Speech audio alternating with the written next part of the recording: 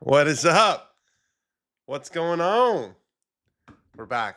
Last ever Rocket Don't Say Mortgage Classic. And we got Cameron Young. Nope, not Cameron Young. We got Davis Riley on my replay screen falling all over the place. You're looking at the leaderboard on the top right. We got Xander Schauffele had a really good front nine. I think he shot 4 under on the front with nary a bogey, as we were saying. Ben is not with us. He is doing some work somewhere else. I think he's in the East Coast somewhere, something like that. But we got Michael Brennan. We got a three-way tie for the lead. We got Michael Brennan up there. We got Rasmus Højgaard, not Nikolai Højgaard, Rasmus Højgaard. I was able to identify the Højgaard successfully in the Guess That Swing that we played. Thank you so much for joining us. I want everyone to check in, tell us where you're watching from. With no Ben, I'm gonna lean on a lot of you guys to generate some of the conversation today. But we got Michael Kim chipping on the 12th. He gets it to kick-in range. Michael Kim obviously shot the 59 last week. Ended up finishing definitely not in the top 10. I don't remember exactly where it was, but he shot like 69, 59, 69, 70 or something like that. So had one good round in there. There was a 59 on the Korn Ferry Tour this week. There's also Blades Brown is tied for the lead in the Korn Ferry Tour going into the final day over there. They're in Utah, though, so they're not playing. That tournament doesn't tee off. Yeah, they don't even start for another hour and a half. So we'll probably see them tee off, but we won't get one of those kind of like double watch-alongs where we get the Korn Ferry Tour event finishing right when this one, the PGA Tour event finishes. We also saw the AIG Women's Open came to completion a couple hours before we went on stream. It was a 2-hole playoff. The German lady, can't remember her name, she made like a 40-footer on the last hole in regulation to get into the playoff, and then I think it was Kawuki, something like that. Kawaki from Japan, 23 years old from Japan. She got up and down the first playoff hole to make par, which kept her in it, and then the German lady hit it in trouble and wasn't able to get up and down, so she went with a par in the second playoff hole. So all that to say, the golf has been kind of staggered so far today, but we're strapped in. We're in threesomes. They changed that. I think there's some weather that's supposed to be in the mix coming later, so they moved the tee times up. They moved it to threesomes. They moved it to both tees, which makes the watch along last a little bit longer. So definitely strap in. We're going to have at least 2.5 hours here, as our final group is only on the 10th. But it's a good leaderboard. It's a good leaderboard, and it's a packed leaderboard. So it was one of those where we had a thumbnail ready to go with guys who are not really that much in the mix right now. Like I'm scrolling down here, you guys can probably see Cam Young, but Cam Young's still only 2 back despite a slow start. So he's got it going a little bit. And then you got Ricky Fowler, who's only 3 shots back with a lot of birdie holes out there. So the scores are not as low as we are used to seeing in this tournament. That's because, remember, they turned 2 holes into par 4s that were par 5s. So if those, without any of the other changes to the course, and I know there were a lot of other changes to the course, without any other changes to the course, that alone takes 8 shots off the winning score, 2 per round. So these would all be 23 unders. So par, again, is a social construct, but it does matter because we all agree it matters. There are a lot of social things. There are a lot of constructs that are so, like the government. The government is a social construct, right? The government's not like a thing that exists in science. There's no measurable thing that's government, but we all agree that, okay, this is the thing, so then it matters. Kind of similar with par. It's not really a thing, but we all agree it's a thing, so it matters. There's a lot of other examples like that. Like marriage. Is marriage a social construct? It's biblical. I guess government's kind of biblical too. All right, we're back to Michael Brennan. Michael Brennan on the 10th hole for the solo lead. Remember, Michael Brennan won last fall out of nowhere. He was playing on PGA Tour Americas. He's got that. He's too much speed, too much gas, too much sauce, Michael Brennan. Sheesh. Hammer Town.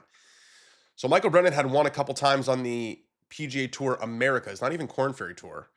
And he was going to move up to the Korn Ferry Tour, but he got a sponsor invite into the event in Utah last year. And then he put on one of the great driving performances like in the history of the PGA Tour. He won that tournament, got him in the top 50 of the world, got him into the Masters, all that stuff. Now he enters the week 106 in the FedEx Cup. Ricky chips in. Yes, not dead yet. The orange looks great, and it's not all orange. There's a khaki pants, I think. Ben's not here to validate my colors for me, but Ricky Fowler with the glasses on, like he likes to go fast, has chipped in for birdie to get just 2 shots behind. Ricky's a rocket guy. Ricky's a rocket. We don't say mortgage. Ricky is a rocket guy. I saw him hitting some golf balls in the middle of the city in Detroit this week. So he'd be a very popular winner, obviously because he's Ricky Fowler, and even more so because he's a sponsor. But Rasmus Højgaard gets it to 16 under. So Rasmus made a bogey on the second hole, but then he went and finished or followed that up with birdie and an eagle. He's added 2 birdies since. And Rasmus Højgaard has got it to 16 under par. I think Brennan had got it to 16 under before he stumbled a little bit. Let me see. Yeah, Brennan was 16 under and he made a double. Here's Cameron Young. Said when he shot that 61 that he felt like he had a 10-footer for birdie on every hole. And that's the second time that I thought Cameron Young was Davis Riley. That's on me, guys. That's on me. Davis Riley gets it to go. The putts are starting to drop. Davis Riley to 15 under is going to be a firework of a back nine. Fireworks of a back nine. What's up, everybody? D. Dre, let's go. Nice to see you. Echo Station, hello as always. They finally controlled the scoring today. Yep, Doug Bell's reporting that Ricky will be shutting it down at the end of the season to get sinus surgery. Ooh, that sounds painful. I had some sinus issues. I don't know, you guys remember when I was sick the last couple shows as Chris Kirk can't get it to go on 11. Really good lag putt, though. Perfect speed. And it was mainly my sinuses. Not fun. And let me tell you what's also really not fun. Flying when you have sinus issues. And you know what these guys have to do all the time? Fly. Xander hitting a little cutter, little kisser peeler cut that lands just short of the green on the 12th. It'll be a makeable pitch. Not too bad. But I don't know if he mishit that. Maybe hit it off the toe a little bit. He looks a little bit disappointed that one did not fly to the front of the green like he was expecting. Rasmus was the biggest benefactor of them going off in threes today. Does Cam Young put the player of the year conversation to bed with a win? No, not to bed. I wouldn't say to bed. We still have 3 really big tournaments coming up. And, you can clown the FedEx Cup as much as you want, but they are signature events. They are, all the stars are playing. So I think if Scotty's been so damn consistent. This is a big putt for Michael Brennan. Big putt for Michael Brennan. We got a nice worm came here. That's way too much break. Yeah, that misses on the high side. I think if it ended today, they'd vote for Scotty. I really do. I think the players have in this one that's voted on by your peers. I think the players have a deep respect for Scotty and his consistency and how he's there every single week. And I think us in the media are the ones who think about how many wins did he have. And I think the players probably view it from a more 30,000-foot view of who's the best player on the PGA Tour this year. And if you ask that question, it's really not all that close. Like what Cam Young can do is he can disappear for like a month and no one really notices. And he did that. Let me look at what Cameron Young, before he obviously bounced back big time at the Open Championship, had a stretch where he went tied for 26 at the PGA Championship. So Scotty didn't have a finish worse than that in a major. Tied for 46 at the Memorial. And remember, that was only, 70-something players? 80 players, maybe? Tied for 43rd at the U.S. Open. Tied for 47th at the Travelers. And that was only 72 players. But he can do that because he doesn't have all the eyes on him that Scotty Scheffler has. Now, Cam obviously has the 2 victories to Scotty's 1. And both of the tournaments that he won were signature events. One was a signature event, one was with the players, and Scotty's only won 1. But if you look at Scotty, I mean, literally besides the 1 missed cut, it's top 25s in every single event. Every single one.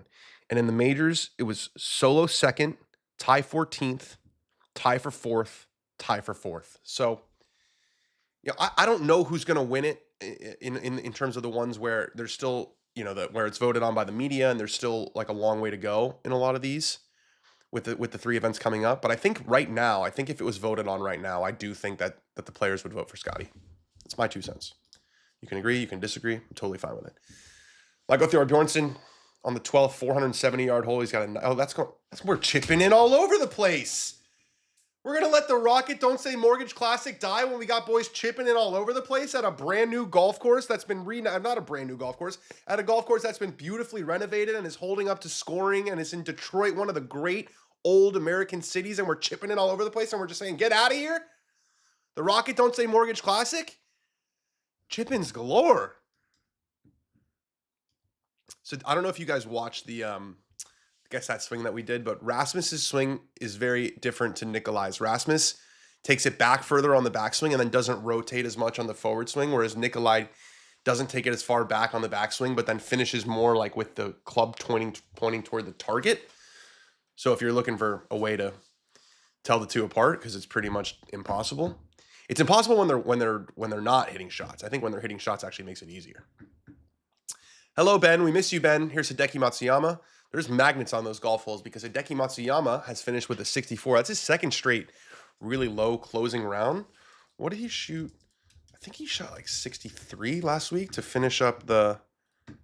He shot 64 last week. So I think that's back-to-back 64s for Hideki to finish. Yeah, quietly playing some very good golf. Quietly in position to make the Tour Championship, despite really having you'd think a pretty quiet season for someone of his achievement level since he lost to Chris Gotterup. Davis Riley, this is going left, I believe. I mean, it's definitely going left if that tracker's not dead. That's going to be a really tricky bunker shot. It's short-sided. He might be, there might be enough space with how slow the greens are and how soft and receptive the greens are to land it just short. Xander going with the putter, so this is going to have to skirt that sprinkler just a little bit to the left of it, I would think. A little bit surprised he's not chipping it. He went about a cup to the left of it. Not his best. Not his best. That's going to be about 4 feet coming up the hill. 4 feet 3 inches. There you go for Xander Schauffele. Who do you like to win this tournament? Thorbjornsen. I don't know why I said that. I just kind of said it. I think I'm ready. There's been a little bit of a youth movement, certainly the last couple of weeks. I feel like with Koivu and with Tommy Morrison absolutely smashing it on the Corn Ferry Tour. And I'm just ready for these guys. Thorbjornsen's 24. I'm ready for this crop of young men. As Michael Brennan hits a really nice shot, managed to get it left of the pin and pin high on 11. For this crew of guys between the ages of 21 and 25 to step up.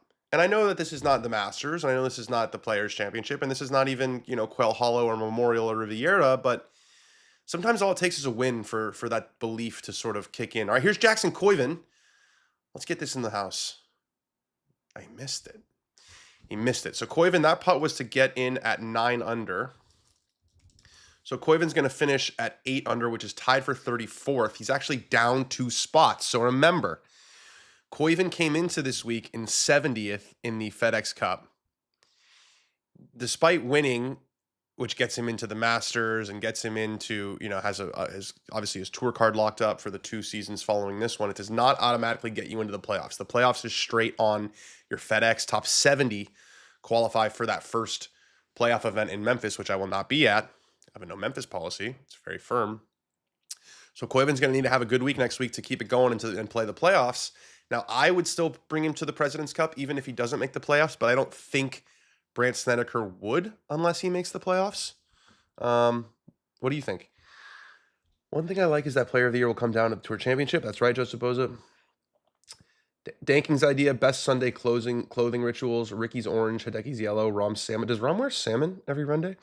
Would love to see Alexander Schauffele finish this one up. Right time for him to gas it. Yeah, has he not won since he won the Open Championship? Don't think he has.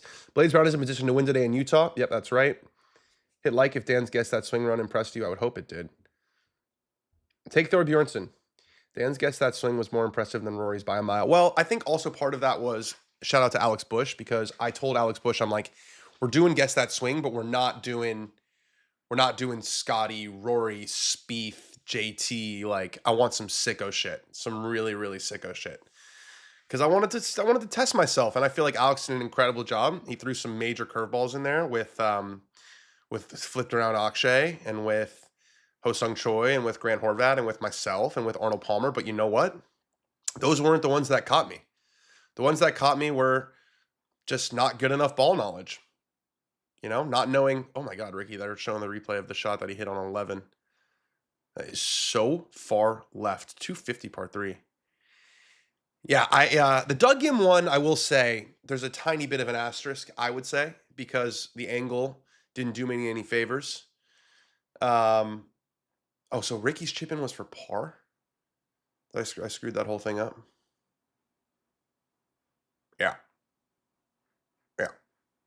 That's tough. That's tough. Look, the best ability is accountability. I have to take accountability. RIP Rocket Don't Say Mortgage Classic. Maybe you have golden plaque in the sky. I'm going to miss it. I'm going to miss it. Is the no Memphis policy because of how hot it gets, Dan? Be prepared for 4 weeks of a lot of storylines of how hot it will be. Yes, that is exactly why. That is exactly why. I go to Atlanta every year for the Tour Championship because the Tour Championship's got a little more prestige than the FedEx St. Jude Championship, and it's so hot. If the one day in Atlanta feels like 5 days anywhere else. And I got nothing against the city of Memphis. I mean, I've never been, but I have nothing against the city of Memphis. Certainly not in theory. In practice, I'm just not going to go in August. I'm just not going to go in the middle of August to Memphis. It's just not going to happen. Dan, should player of the year just be the regular season points leader? No, I don't think so. I don't think so because winning a major changes. I mean, you got to think the two guys that we are talking about for player of the year is Cameron Young and Scotty. Neither of them won a major. And in the FedEx Cup points, a major, I think, is only 50 more points than winning a signature event. I think it's 700 to 750. How many points do you get for winning a PGA Tour event? Yeah. So it's less than... Winning a major gets you 750 points, whereas winning the Miami Championship, just to use the kind of most flat signature event, as Xander Schauffele pulls one left and finds some thick rough, not a good tee shot at all on 13. It's more than a 10%. It should be more than a 10% boost winning a major, you know? So, no, I don't think so. But I do think that they're going to change it around where we're like winning, and they already have, we're winning the points race at the end of the regular season, or at the end of the BMW, I should say, is like a lot of money. And it should be, because with the Tour Championship going back to just a golf tournament, and whoever wins that wins the FedEx Cup and $18 million. It's a golf tournament for $18 million. There's something to be said about being the best player throughout all of the period of time where it's cumulative. As Patrick Cantlay sticks one on 12, or on whatever hole he's on. He's 12 under. Never really thought he had a chance, did I? All right, Rasmus, the putt's actually more doable than I thought it was, because the green doesn't really break away from that bunker. It does a little bit. It crests that ridge. Now it's trickling. It's going to be about 5 feet left for Rasmus Højgaard. He is not thrilled with his pace right there. At one point, Scotty was predicted by CBS Sports Scorecard Podcast to win 10 times this year. Well, he did win his first start of the year. And prisoner of the moment is a phrase that comes to mind quite often in golf coverage, because it's a sport that moves very slow. So you don't have games the next day. So you have a week to just basically just make up narratives like that Scotty was never going to lose a tournament ever again. Did kind of feel like that, but I never said he would win 10 times. Michael Brennan for birdie on 11. It's up the hill, and he's hit it a little bit too firm again. Michael Brennan is firm boy with those putts. Slides by on the left side, and he's going to have a good 3-4 feet perhaps left for this one. I think he thought he made that. Didn't expect that to go left, but he knew that was a very good look on a long, difficult hole.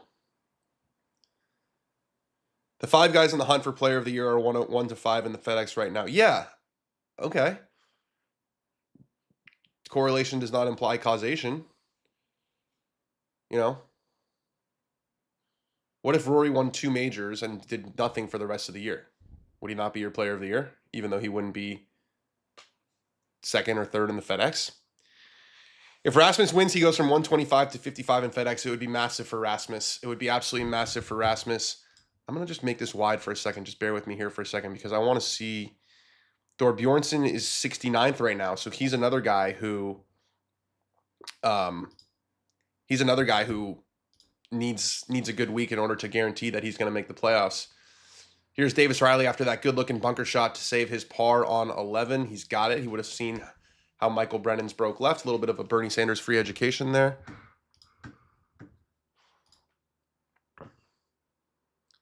RIP former employer, Rocket Don't Say Mortgage Classic. Where'd you move to instead? Ricky's third on 12. Everyone's coming up short on 12, and everyone seems to be leaving that chip short as well. So maybe it's a little bit more uphill than we thought it was. a pretty indifferent effort for Ricky there on 12. That's not when you're 4 shots back on a golf course where you're going to need to make birdies. That's not what he was looking for. Rasmus is a baller. Imagine having a Royal County Down victory in your resume. That is a sick place. That's a sick. Are we allowed to say scalp? I don't think it's not really politically correct, but that is a pretty good not scalp to have in your back pocket. The Højgaards are still 25. They're still so young. They're younger than Ludwig. Ludwig's 26. Rasmus has 5 wins on the DP World Tour, and he missed that par putt. That is a costly 3-putt. So the lead, which was 116 after Rasmus poured in that birdie putt on 10, has dropped to 15 under. It is now a 4-way tie for the lead. Rasmus Højgaard, Xander Schauffele, Michael Thorbjornsen, and Davis Riley, with another at least 4 guys, Michael Kim, Chris Ventura, Chris Kirk, and Michael Brennan, just 1 shot behind. We've got 8 guys within a shot of the lead, guys. Hit us a like, hit us a subscribe. We got everything is happening right now. Everything is happening right now. Chris Kirk, one of those guys who's just 1 shot back. He hits a nice lag putt to about a foot. We're going to give him that. I did see the AIG Women's Open. Thank you for asking. Joseph Bozo, we talked about that early in the show. It was a bit of a pillow fight in the playoff, I got to say. Who retires with the most majors? Rahm, Bryson, Xander, or Morikawa? They're all on 2. You're not putting Wyndham Clark and Justin Thomas in that group? Interesting. Rahm. Rahm or Xander? Rahm or Xander? I mean, Xander's there every single time. Top 18, what is it, 19 out of 20, 18 out of 19, something like that. But I feel like Rahm I see Rahm getting to 4. Thorbjornsen from 178 yards, he's going to have to turn this one right to left around this tree. The lie's a lot better than Xander's is. He's looking after it like he doesn't hate it. It's a good shot. It's a very good shot to the fat side of the green. And Michael Thorbjornsen, what's the first rule, everybody? When you get in trouble, get out of trouble. And Michael Thorbjornsen has done that very nicely. He's found the right side of the green. He'll have about 50 feet left for his birdie there on the 13th hole as Xander Schauffele.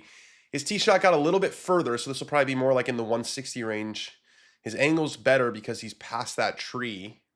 136. Oh, man. So Thorbjornsen must have not gone very far. I don't know if he hit the tree or what it was. So Xander's a little bit closer, but he's also aimed a little bit out right because this is hard to judge how it's going to come out. And that was a mishit. That was a total mishit. I don't know if that ball was sitting so far down he couldn't get to the back of it, but that came out like a Tim Tebow throw on a slant route. You know what I mean? Where it would just like kind of go down and right. And you're just like, ooh, what the heck is that? Never high enough. 41 feet of apex. It did look like he was kind of preparing for that. Not sure how Tim Tebow made it into the stream, but that's the first thing that came into my mind. Thor with Collins, old caddy on the bag. That's right, JJ Jakovac. Him and Colin had a ton of success together. I think 8 wins, 9 wins, something like that. 2 major championships. I'm contractually obligated to say. Great player in his own right. He won the Division II National Championship as a player. Chris Ventura has hit all 12 greens in regulation. He's the only one in this threesome on 13 that was able to find the semi-short grass even. And this comes out with a much better flight. It's turning toward the flag, but it's safety first, right to the front edge of the green. So he'll have about 25 feet up the hill for Chris Ventura. Where is Homa's old caddy? Joe Griner works for Akshay now, Akshay Bhatia. Here's Patrick Cantlay. It's been a long time since we've seen him hit that approach shot. I'm not going to make a joke about the pace of play. I think that's probably just a camera thing, and that's probably a moment ago. Hopefully they don't say it. But Patrick Cantlay is on pace for a very, very standard Patrick Cantlay T7 finish that, let's just say, you won't be telling your grandkids about. You won't be telling your grandkids about. You feel like Ricky's got to make this one to keep himself in the tournament, and he does not. So I kind of fucked Ricky, I feel like, with saying that was chip in was for birdie when it wasn't, and then he follows it up with a bogey. Pushed that one right off the bat. You could see it kind of took a couple hops right off. It wasn't even close. That missed by a good ball on the low side from about 6 feet. Yeah, what'd you guys think of Quiet Please? I enjoyed Quiet Please on PGA Tour Live. They were lucky that Jordan was in the marquee group all 4 rounds. Yeah, well, you can basically just be quiet when Jordan's playing.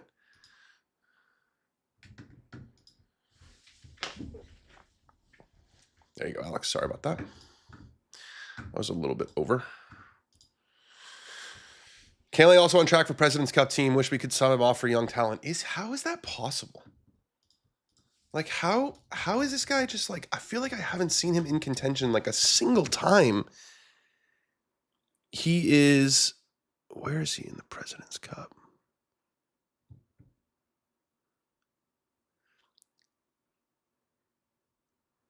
Let's see. President's Cup standings.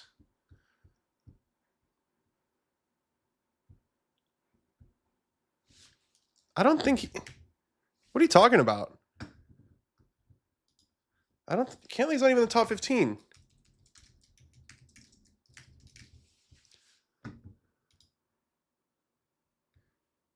Cantlay's 17th. 17th in the President's Cup standings. Now, the better question is, will he get a captain's pick? He is a card-carrying member of the quote-unquote boys club. He's got that natural pairing with Xander Schauffele. They like playing together. They like each other. He's been good in the President's Cup in the past. Everybody's been good in the President's Cup in the past. We always win the President's Cup in the past. But yeah, I don't know where you're getting that information from. You're just lying to everybody in the stream. It's kind of crazy. Hats off to Cantlay. I appreciate that. The real CD07. You guys play any golf this week? I played some golf on Friday. My buddy had a one-day bachelor party. It was really fun. We had 4 groups. A one-day bachelor party in your hometown, by the way, is just a great thing. You know, didn't have to spend money on flights. Didn't have to spend money on hotels. We played golf. We drank a good amount on the golf course. We took Ubers to a sushi restaurant afterwards. Then we walked to like a bar club situation afterwards, and I took an Uber and went home to my house. It was glorious. It was glorious, glorious, glorious. And yeah, didn't play my best. Shot a couple over par, but you know what? It wasn't about me. It was about the groom. Some things in life are bigger than Dan. Bigger than Dan's golf game. Am I ready for the Mid-Am qualifier? I've got a I don't even know if I'm going to be able to play, to be honest with you. We've had some travel stuff come up in the last week that's going to make it really difficult. Basically, I have to go to Ireland for a wedding, which is crazy. I know. Here's Xander's bunker shot on 13 after that squirrely wedge shot, and that did not check. That's on the wrong side of a ridge, and that is rolling away. Xander Schauffele is chopping it up officially on the 13th hole. I've officially moved his 13th hole performance into the I'm chopping it up category. So what I would have to do if I'm going to play this tournament is get home from Ireland on Sunday, play on Monday, figure out some way to do the show on Monday. It's like, and the golf course is like an hour and a half from my house, maybe 2. And then fly to Atlanta first thing on Tuesday. So it's certainly not great prep. We'll put it that way. We'll see what happens. Thorbjornsen, after that sensible approach shot, well right on 13. This is terrific speed. Oh, it just misses on the high side, and Michael Thorbjornsen will tap in to stay at 15 under. It sure looks like Xander Schauffele is not going to be in that group at 15 under. There is a par 5 14th coming up for the Schauffele group, so just stay out of trouble as we get an eagle for Michael Wallace. Michael Wallace. Who's Michael Wallace? Matt Wallace. Matt Wallace gets an eagle to 12 under on 14, so it's very possible. So what Xander's got to do here is just avoid disaster. Just avoid disaster. 2-putt for bogey. Move on to the next. First, though, it will be Chris Ventura putting from the very front edge of the green on 13 for the co-lead to join that group at 15 under. He leaves it a little bit short. Those are the kind of putts that pros hit a lot, where everyone says, oh, you got to get it to the hole when you're putting for. It's like, no. When you're outside of 10 feet, or I'd say 20 feet, get it as close to the damn hole as possible. We're channeling Scott Fawcett. We're making smart decisions. Smart decisions. 16 playoff, 17 outright, says Joseph Boza. Yeah, I think 18. I think 18 outright, 17 playoff. That's where I'm at. Varun Krishna, Chief Executive Officer of Rocket. Can I just say, I don't think a company that does insurance should be allowed to be called Rocket. Rocket Mortgage, or sorry, not insurance. That does whatever they do. Financial services. Just a totally unrelated name. That would be like if I called this show Tango. We're just choosing words now. Like when it was Rocket Mortgage, that was fine. That was informative. It told you, oh, Rocket Mortgage, they probably do mortgages. A company called Rocket, I'm thinking that's a new competitor to SpaceX. Next year, Napa Valley gets the tournament in this spot, practically a home game for Dan and Ben. That's sweet. Napa in the summer. Sign me up. Would you consider doing the show later on Monday? Yeah, we got to figure it out. Either later on Monday or earlier on Monday. Just depends on when my tee time is. I want to play. I'm going to play. We're going to figure it out. The problem is that, like, if I really wanted to give myself the best chance, I'm not going to be able. I have to leave for Ireland on Thursday. So I won't play golf Thursday, Friday, Saturday, Sunday. Going to go in Monday, cold, on an 8-hour time difference, off an 11-hour flight. Maybe no pressure, Maybe there's no pressure, and that's what I need. You're going to be surprised to hear this, but Michael Brennan has come up short on 12. Everyone is coming up short on 12. It must be just a much better place to come up from.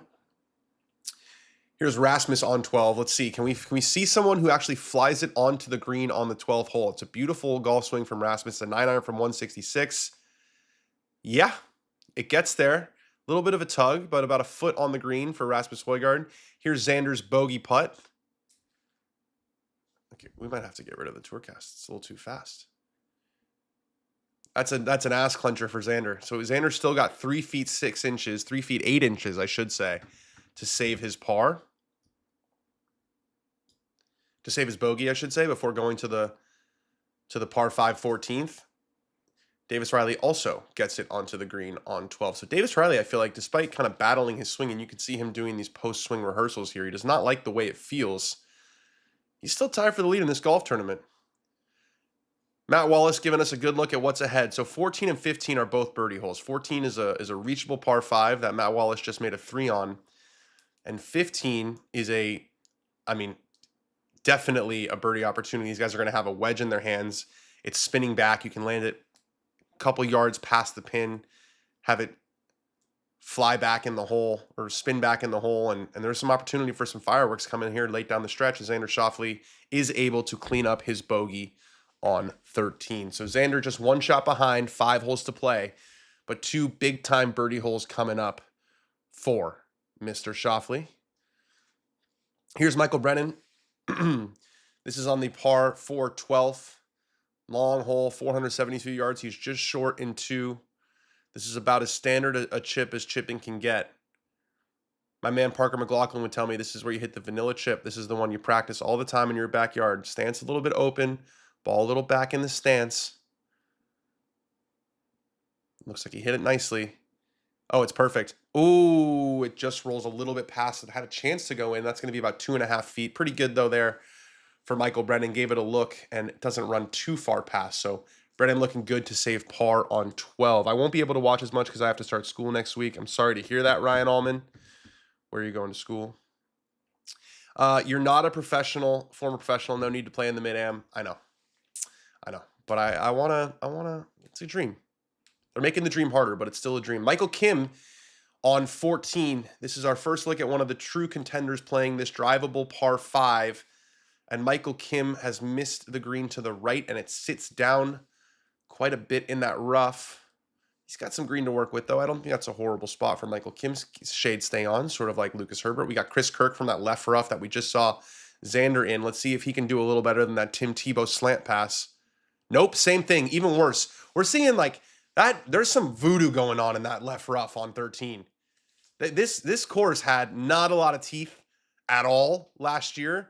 That rough is significant because you just saw 2 of the greatest players on God's green earth hit sideways balls. I'm not going to say the word. But that rough down the left side of 13 is brutal.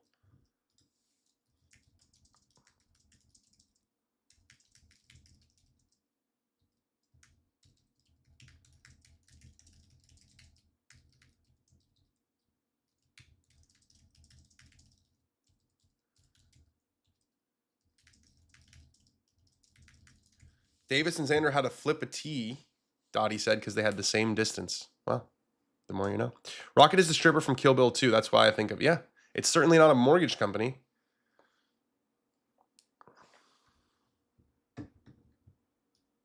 Yeah, this is what I was talking about. Ricky, the Team Rocket. You know, we had Cam Young, Russell Henley, Keegan Bradley, Ricky Fowler. They were hitting some golf shots in the middle of the city. And I'm pretty sure Ricky, one of them hit one of the buildings. I saw some video on social media that they went a little bit too far right and it bounced into the building. Own the dream. Rocket. Makes it sound like you're just going to be able to go to space. Well, we're looking for a golf ball here. That's never a good sign. The group of Young, Fowler, and Kirk are looking for a golf ball. You can see this stuff is long. It's like matted down. It's kind of laying across. Like it's very easy for a ball to nestle and disappear. It looks like that's exactly what's happened. Davis Riley for the lead on 12. That's low the whole way, and that trickles out to about 2.5 feet, maybe 3 feet. He should be able to clean that up, but not yet a gimme. I don't want to see that putted out in my group. I'm also a no gimmies guy. The fescue is long. Somebody lost a tee shot. That is exactly right.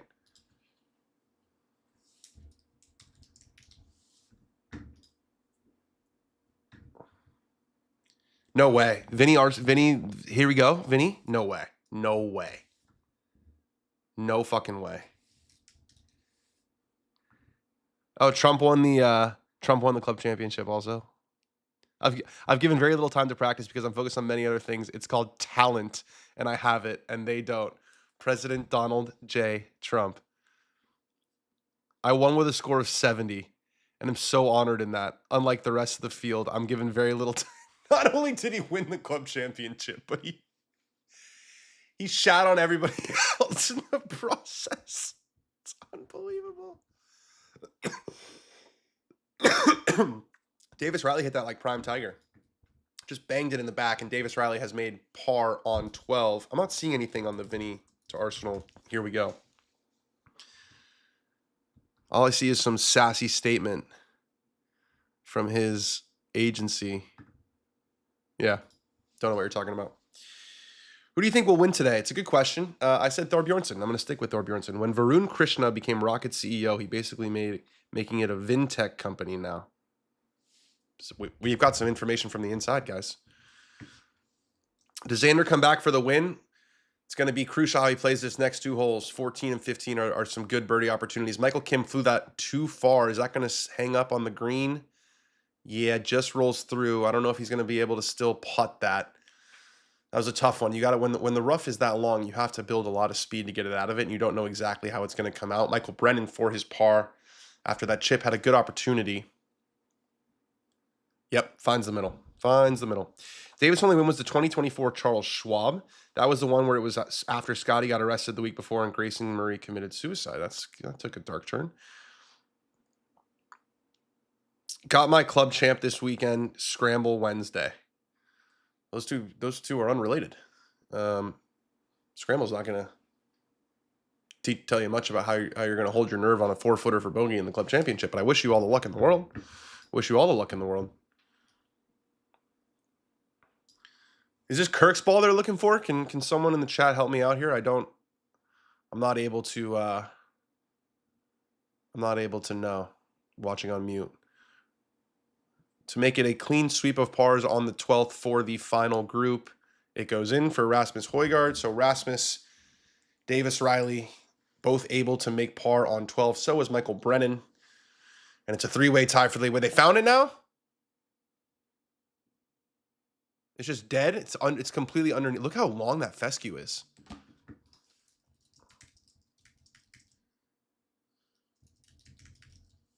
This is some stuff. This is, by the way, this is longer fescue and nastier fescue than we saw all week at Royal Birkdale.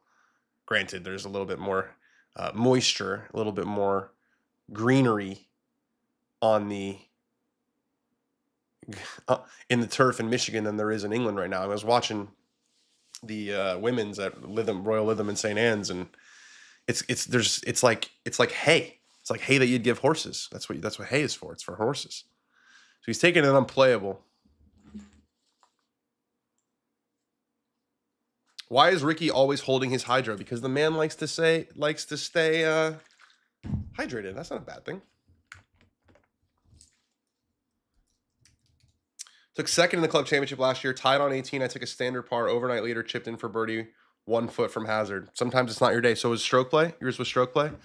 What's up, Niall? What's up, Dan? Been a while. Hope you're well. Who's taking this? Thorbjornsen. I think Thorbjornsen is going to take it.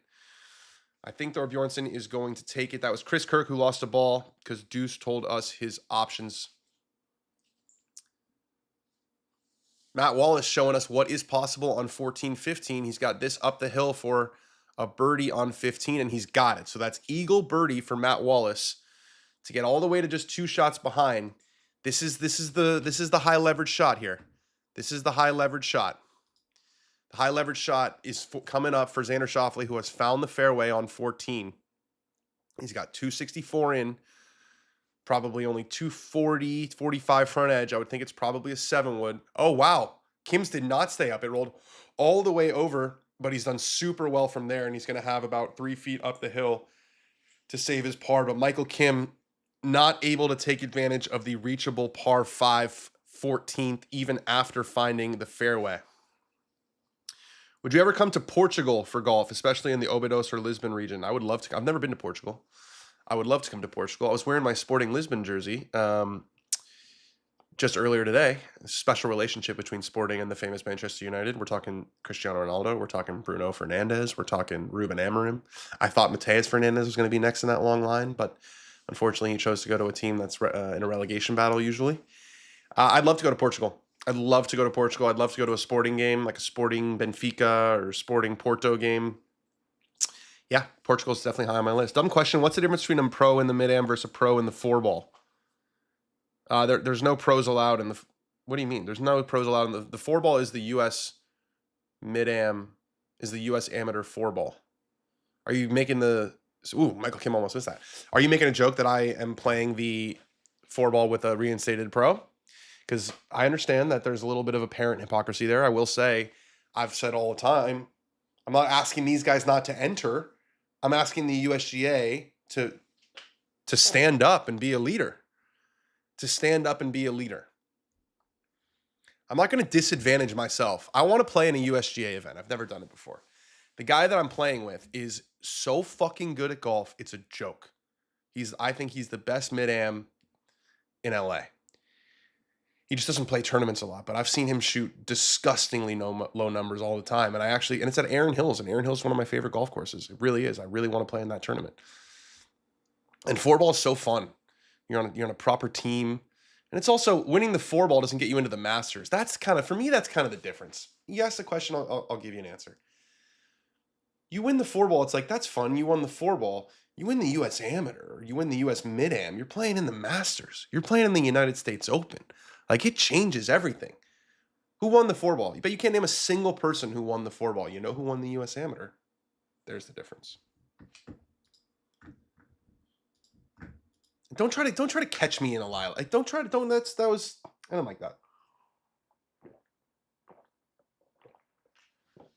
Wait, what the fuck? It's called, the commercial says Rocket Mortgage?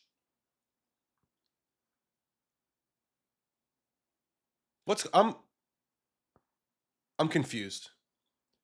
The commercial says Rocket Mortgage. But the golf tournament's called the Rocket Don't Say Mortgage Classic. I was told don't say mortgage. What else is a lie? This is crazy. It's like Michael Scott with the vasectomies. Snip, snap, snip, snap, snip, snap. Rocket or Rocket Mortgage? Is Rocket Mortgage just a subsidiary of Rocket? I don't know what's true anymore. I don't even know what's going on anymore. Eddie Howe to United in a couple months after Carrick shits the bed as permanent manager. Carrick's not shitting the bed. I don't know if you guys saw us against Atletico. We looked unreal. Where will I get my mortgage? From Rocket? You don't get like a discounted deal from your old friends at Rocket? Don't Say Mortgage?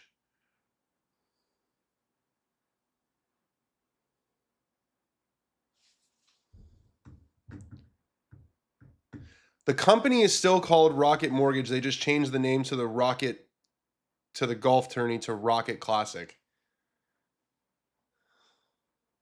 I don't know what to believe anymore. I went to the Galaxy game last night, LA Galaxy against FC Dallas, 0-0. Not the best sporting event I've ever attended, I'll say that much. And I was driving in the car. It was myself, my wife, and another couple that we're friends with. And they were, oh, what's the tournament this weekend? I said, it's the Rocket Classic. And my wife said, you mean the Rocket Mortgage Classic? And I said, thanks for never watching my show ever. Because if you watch the show, you would know very clearly it's the Rocket Don't Say Mortgage Classic. But maybe she was right. And I said, oh, no, they changed the name of the company to Rocket. But my man Ian, who's on the inside here, tells me that it's still Rocket Mortgage. It's just the golf tournament is the Rocket Don't Say Mortgage Classic. I don't know what to believe anymore. All right, here's that big shot we were talking about from Xander Schauffele. He's got 264.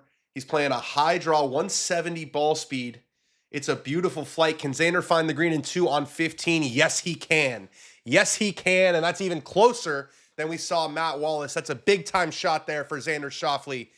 He will have a 23 feet to get it to 16 under par and take the lead outright, at least momentarily, whereas Chris Kirk has made a double bogey, had to take a drop, and was not able to avoid disaster. Chris Ventura avoided disaster by the hair of his skin. He's laying up here after that tee shot finished an inch right of the hazard line. He's found a way to keep it in the fairway, has Chris Ventura, but big advantage for Xander Schauffele. Xander's going to have 20 feet up the hill. That was a golf shot. Golf shot right there. Who's greater all time, Ricky Fowler or Matt Kuchar? Matt Kuchar. Ricky Fowler has what? 6 wins? 5 wins? Ricky Fowler has 6 wins. Ricky's probably done better in the majors, to be fair. But Ricky's got 6 wins, highlighted by the Players' Championship. Matt Kuchar has 9 wins, highlighted by the Players' Championship. I mean, Ricky's certainly been in more commercials, but I would say Kuchar probably on the golf course. 3 more wins is pretty significant. Next week, it's a slow week. Cameron Young defends Wyndham. It's not a slow week. Don't say that. It's absolutely not a slow week. Last week is the last chance for guys to play themselves into the playoffs. That's not a slow week. And the KFT is the Pinnacle Bank in Omaha, Nebraska. It's also going to be crunch time in the Corn Ferry Tour season. So I disagree with you there, Boza. I disagree with you. I think next week's going to be a great week. Davis Riley from the middle of the fairway on 13. Fat Perez's favorite golf swing. Davis Riley. It is a beautiful move. He's got this turning left, and it's going to spin well off the front of the green. Seeing a lot of guys come up short on this back nine coming down the stretch.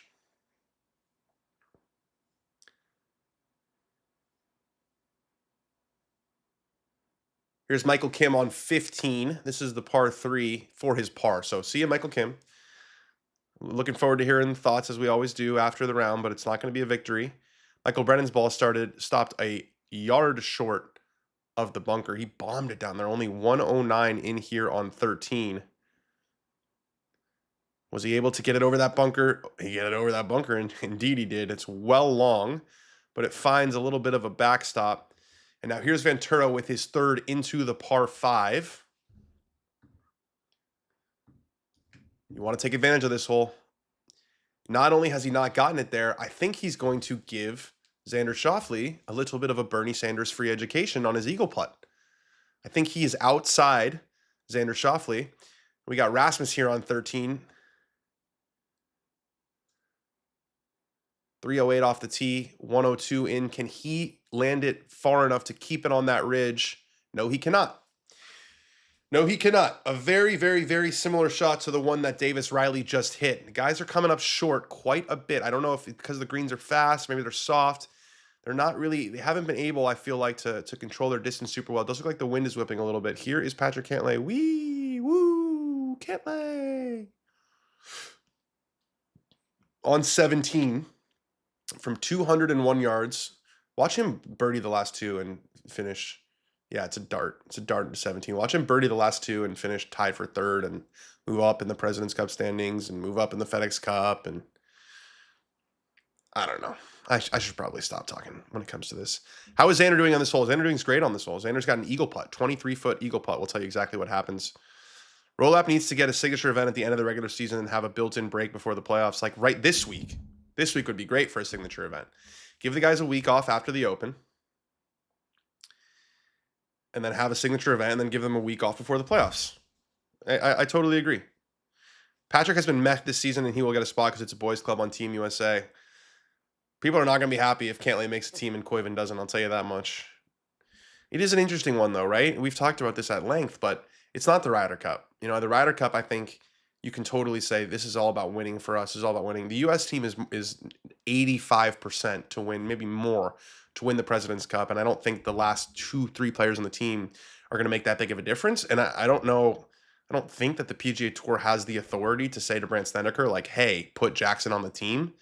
But he would certainly add some buzz to the event. He would certainly add something different. And at the end of the day, it is an entertainment product. More so, I would say, than the Ryder Cup, which is like a fierce, insane competition. The President's Cup is a little bit of like, let's have some fun out there, I think.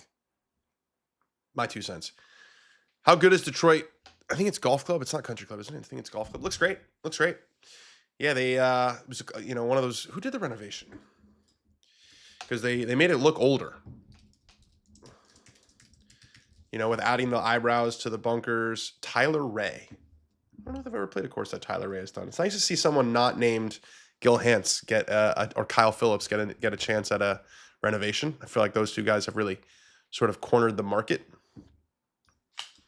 But it looks sweet. Yeah, it looks sweet. They've added some. If the greens are not, they used to be like, I was looking at the pin sheet earlier today. They were super round, super like. Now they got some humps and mounds and stuff on the edges, and they've got the cool fescue grass that seems to play a lot more, in play than it did last year. It's good. This is a tough pin on 14. So Thorbjornsen has come up just short in 2, and he's played a low one that is trickling. Stay right there. That's it. That's the guy who I said is going to win the tournament, and that's going to be a birdie for Michael Thorbjornsen. A perfectly weighted chip to about a foot past the hole. And Thorbjornsen, I don't know if he's going to do it now, or if he's going to mark and take his time, but he will get to 16 under par. Michael Brennan has a chance on 13 before he gets to the par 5. It's an outside chance because it's a very, very long putt. And Michael Brennan has run that again about 5 feet by. That's got to sit. It just does sit. There's a ridge, I think, even past that. That almost ran off the front of the green. But Michael Brennan, it's been a consistent story. He's jamming everything. Xander is going to get a free education from Chris Ventura. Chris Ventura is putting for birdie to get to 15 under. He has left it short.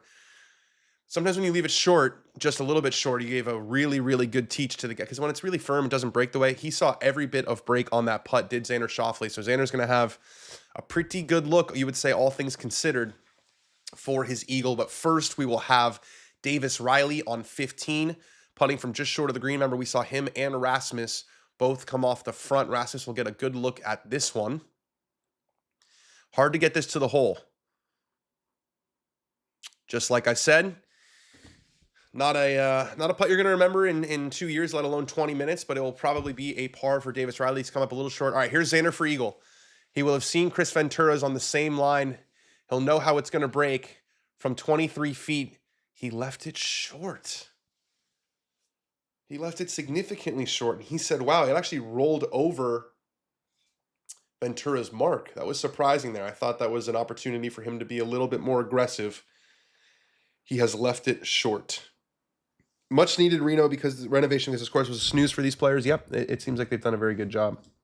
I think I arrived an opinion on the match play playoffs. Let's hear it, Echo Station. I don't think I like it. I prefer the idea where each playoff event cuts the bottom 20 off the leaderboard and the rest move on. Isn't that that's exactly what they have now, isn't it? Oh, you're saying not season long. You say wipe the points clean. Well, then you'd have to give a big bonus, I think, at the end of the regular season. I see what you're saying, though. Like, keep on moving. Play to stay alive. Rasmus, much better putt for speed on 13, but he also was not able to find the bottom. So it'll be a par for Rasmus Højgaard on 13. And here's Xander Schauffele. He has got it to 15 under par. So he bounces back from that bogey on 13 with a birdie on 14. And it will be Schauffele at 15 under, but he's going to be one shot back because Michael Thorbjornsen has a foot maybe to get to 16 under. Looking for his first PGA Tour victory is Michael Thorbjornsen. First, it'll be Michael Brennan, who's got to turn the jets off those putter a little bit. Remember, we don't have to get everything to the hole, Scott Fawcett.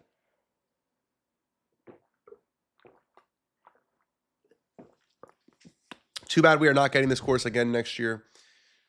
Yeah, but good for the members that they got a new golf course that was probably built for this, and even though it's gone, the golf course stays. They're not undoing the renovation. Michael Thorbjornsen has cleaned up his birdie. He's got 5 birdies and nary a bogey so far. The young man looking for his first PGA Tour victory. Here is Michael Brennan. This is a big putt before he heads to the par 5. It's a great look at the worm cam. It's a good putt. Started at left edge, broke across the hole, goes in the right center of the cup, and Michael Brennan made a double bogey on 7 and a bogey on 10, but he's still just 2 shots back, and with how far this kid hits it, if he can find the fairway on 14, it is a no-brainer. Go for it in 2. We have moved to 15 with the Thorbjornsen, Schauffele, Ventura group. Thorbjornsen's at 16 under. Schauffele part of that 3-way tie for second at 15 under. I believe Thorbjornsen has the tee with J.J. Jakovac on the bag, Collins' old caddy.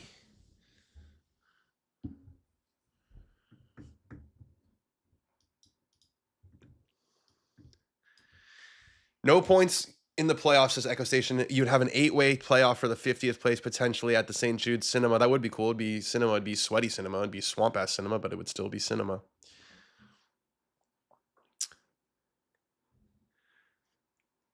Thorbjornsen taking his time on 15.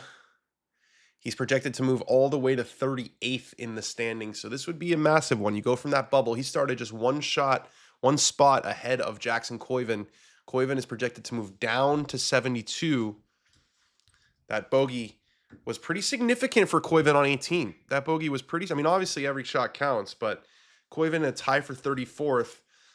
Had he made that putt, he would have been a tie for 27th. I don't know if that would have been the difference. So Koiven now back to projected 70th. So obviously it's 1 week early to be really super locked in on this. It's still a volatile situation, as they say in the business, but it's gonna be a Koiven watch next week to see if he gets into the playoff. What place is Scotty in? He's not playing this tournament. So unfortunately, if you've tuned in for Scotty Scheffler, you're in the wrong place. What are your swing feels at the moment, Dan? Same thing they always are. Move this way in the backswing and that way in the forward swing. Because when I get bad, I go this way in the backswing and that way in the forward swing. And then I start hitting it all over the place. Here's Michael Thorbjornsen. Wind is pretty good. It looks like it's down and off the left.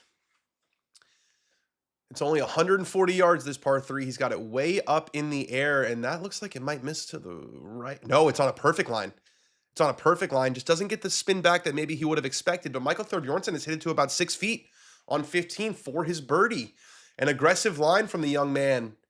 Nice to be young and strong and fearless. He took that one on big time, and Thorbjornsen's going to have a very good look to get to 17 under par.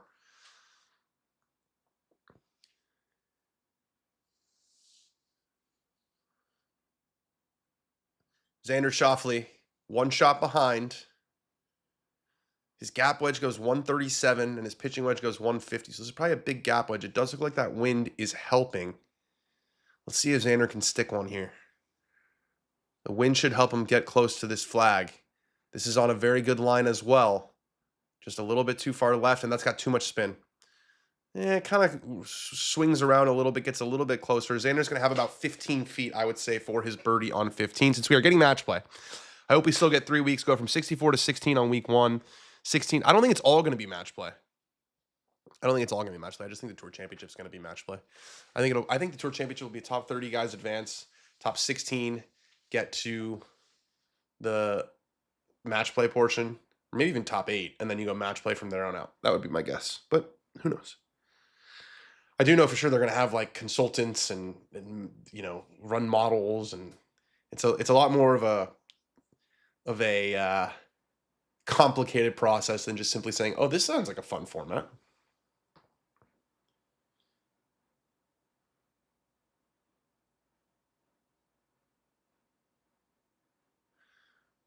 Now the wind's whipping. The wind is seriously whipping out there. It's a bit of a challenge for these boys. Chris Ventura will have seen those 2 wedge shots from Thorbjornsen and Schauffele, and he'll be taking dead aim as he is 2 shots back. That's well left. Well left. for Chris Ventura.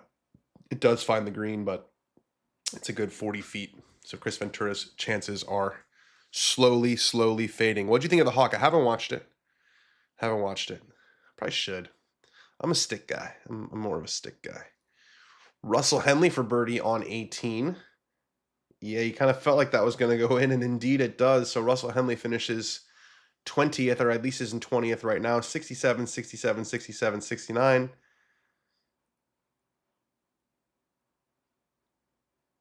We're getting to crunch time now.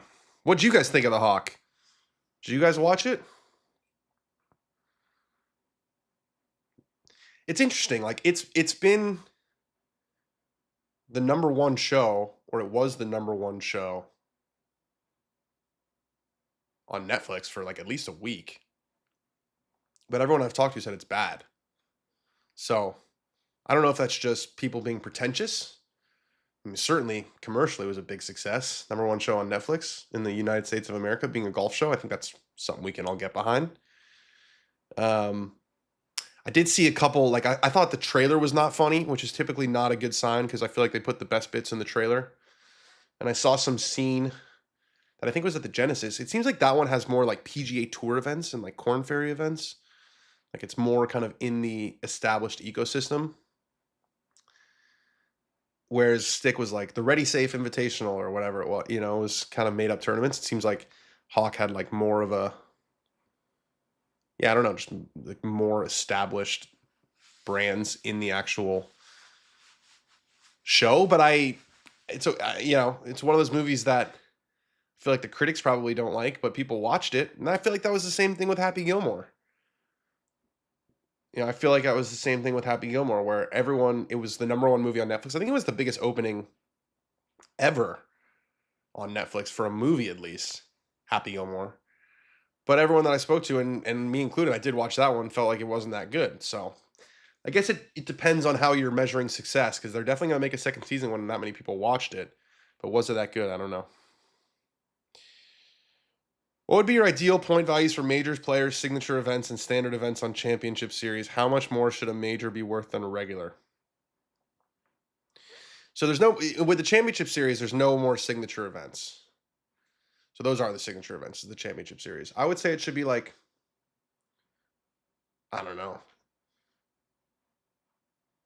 Like, the PGA Tour is not going to make the players less than a major, because I still think their 5-year vision, 10-year vision is for the players to be considered a major. Like, I know they kind of pump faked everyone with the March's Major campaign, and then they backed off it, or at least Rolap backed off it in his press conference. But that's called planting the seed. So I don't think, what I would like to see is like winning. I'd like to see it simplified too. Like, winning a championship event is 100, winning the players is 150, and winning the majors is 200. It's kind of where my head goes. But again, these are very complicated math problems. Cantlay missed. I thought for sure he was going to finish birdie and post 15 under. So Cantlay will stay at 13 under with one hole remaining, still firmly in the top 10. Somehow the main character still manages to be a loser despite having won 3 majors in his career. The Hawks got 3 majors. That's impressive. Hawk is okay, says Dr. Laserlogs. I watched the first 3 episodes and didn't laugh out loud once, but it's still okay. It's not bad, though. That's not good. I laughed out loud probably 3 times during the Odyssey. By the way, can we just talk about the Odyssey for a second before these guys putt on 15? So I went, and this is kind of psycho behavior. My wife and I went 7 a.m. to the Odyssey because we wanted to see it on that special 70 millimeter IMAX screen. And the only one like closest to our house is downtown, or not, LA Live, right next to Crypto, the old Staples Center. It's always the Staples Center for me. It's the Crypto Don't Say Staples Center. I think it's the Crypto Arena now. So we went at 7 a.m. And I, as you guys know, I'm a little bit of a zag guy. Like, when people zig, I kind of like to zag. So all I'm hearing is people just fillet that movie over and over. This is the best movie ever. Oh my God. I went in with a little bit of like a get off my lawn attitude. I thought it was absolutely incredible. I thought it was a stunningly good film.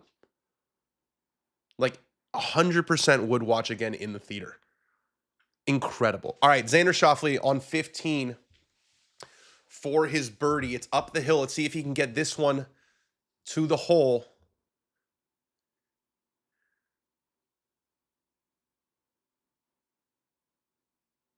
Just misses on the high side.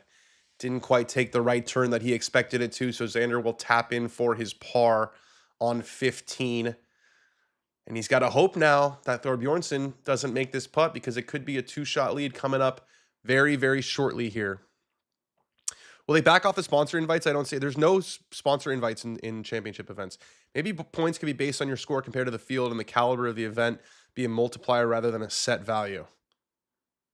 That sounds a little complicated. They said vets like Xander got shook by Koivu winning.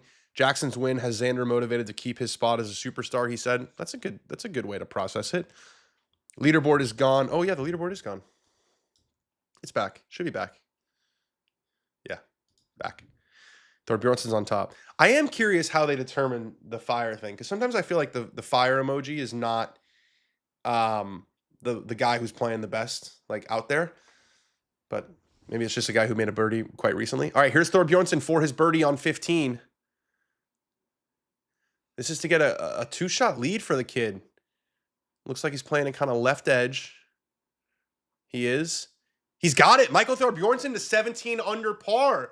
How about that? He birdies the par 5 and he follows it up with a birdie on the par 3 right after it. And Michael Thorbjornsen, how about them PGA Tour U kids? How about them college kids? Michael Thorbjornsen, who won PGA Tour U last year, or maybe 2 years ago at this point, has gotten it to 17 under par. The youth movement in golf is very much alive. Rumors of the death of the youth movement have been greatly exaggerated. Michael Thorbjornsen, 6 birdies, no bogeys, and he's got a 2-shot advantage. Have you watched Spider-Man Brand New Day yet? I have not. Thorbjornsen's best finish is tied for second twice. How much vacation does Ben get? That's a great question, Joe. He's not on vacation. He's doing some work. But you should ask Ben that question. I'm not making comments about Ben's absences. I got roasted for that the first time. Chris Ventura misses. So Chris Ventura makes pars the par 5, which will feel like a bogey, and then 3 putts for bogey on the par 4, on the par 3 14th. So the final group is still on the 14th hole, but the group of Thorbjornsen, Schauffele, and Ventura, they play that hole a combined even par. Thorbjornsen makes the birdie, Schauffele the par, Ventura the bogey, and Michael Thorbjornsen has a little bit of daylight. 2-shot lead with 3 holes to play. There are some birdies behind him for sure. There's a par 5 that the leaders are still playing, and that short par 3, which most guys will have a pretty good birdie opportunity on. But Thorbjornsen, who I said was going to be the guy who win the tournament, is looking very, very good. Can we get a rankings of most unlikable behavior, for example, broomstick, slow play? That's a good idea. Pro golf things that piss me off. Metal spikes. They're legal. Former pros playing in mid-am. I like this. I don't think it would be most unlikable behavior. It would just be like things that piss me off in a golf stance. You know? So not like when I'm doing laundry and my wife has one of those, like, you know, shirts that's like has the bra built in that they work out in, and I cannot for the lights, like a fucking origami trying to unfold that thing and figure out how to fold it. That pisses me off, but that's not really golf, so that wouldn't be in the list. But I like that idea. Aim point, there you go. Tom Holland. Speaking of Tom Holland, thought he was very good as Telemachus. Very, very good. Patrick Reed. No, I'm not a Patrick Reed hater. The glove tucked into the belt by Thorbjornsen is odd. Yeah, I think it's probably hot out there maybe, and it gives it a little extra dry. Lift, clean, and cheat. It's definitely not over, the Brindle Boxer. It's most certainly not over. Michael Thorbjornsen, 17's a tough hole. It's a long hole, and he's still got that to play. But first, it's 16. He's got an iron off the tee. It's a 460-yard par 4, and he's got an iron off the tee, does Michael Thorbjornsen.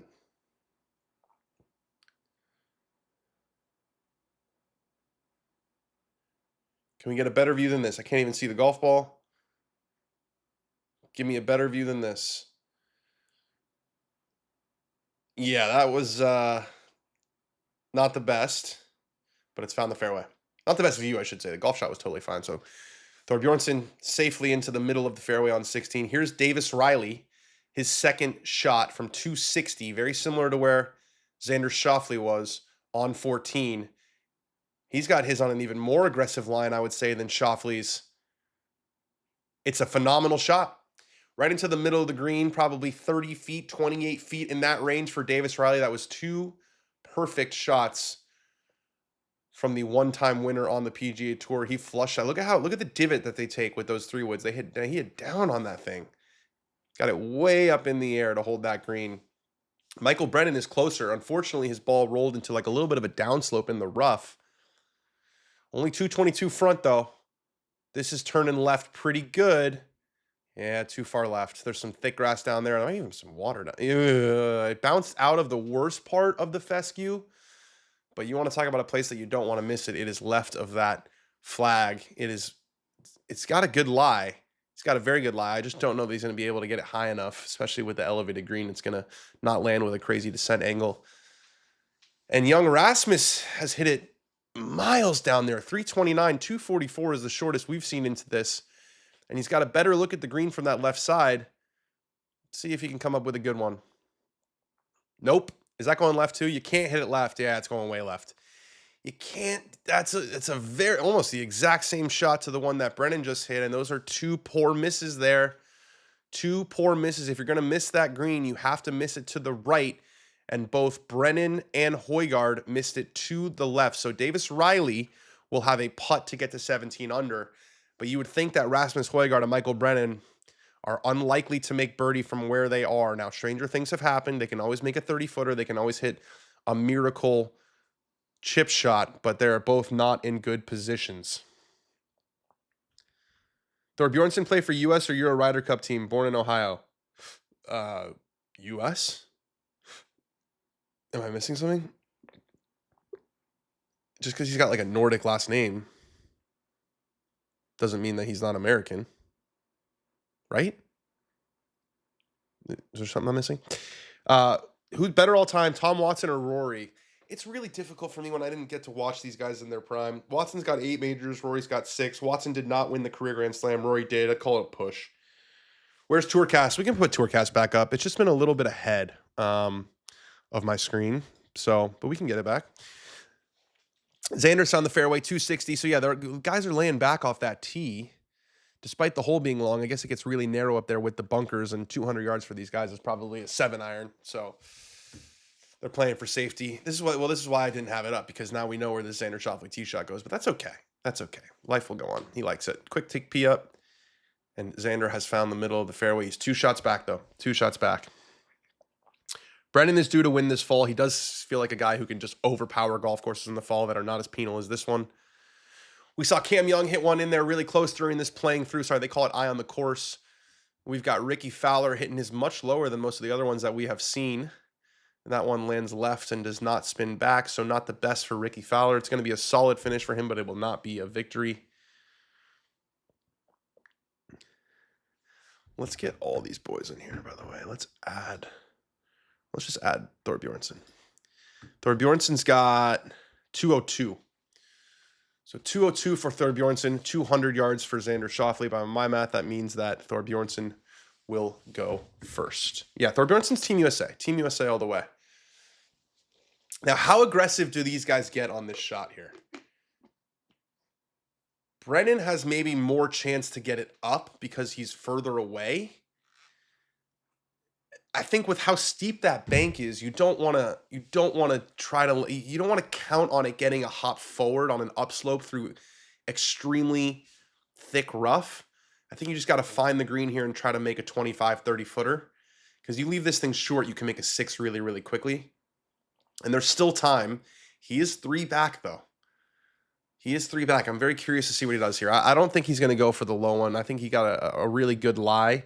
He can get to the back of it. He probably can get some spin on it because it's sitting up so nicely. This will be fun to watch either way. Bryson, you taking notes on how he entered there? You know?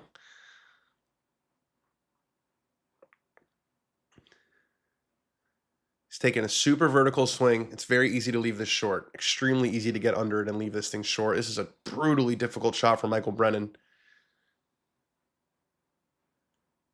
Yeah, and it stays on the fringe-ish. That was the safety first option. I don't think he had really any shot there. Now let's see what Højgaard does.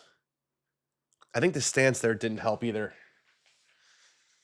All right, I'm going to get rid of the tour cash just because I don't want to be spoiled on these two shots. But we've got Thorbjornsen and we've got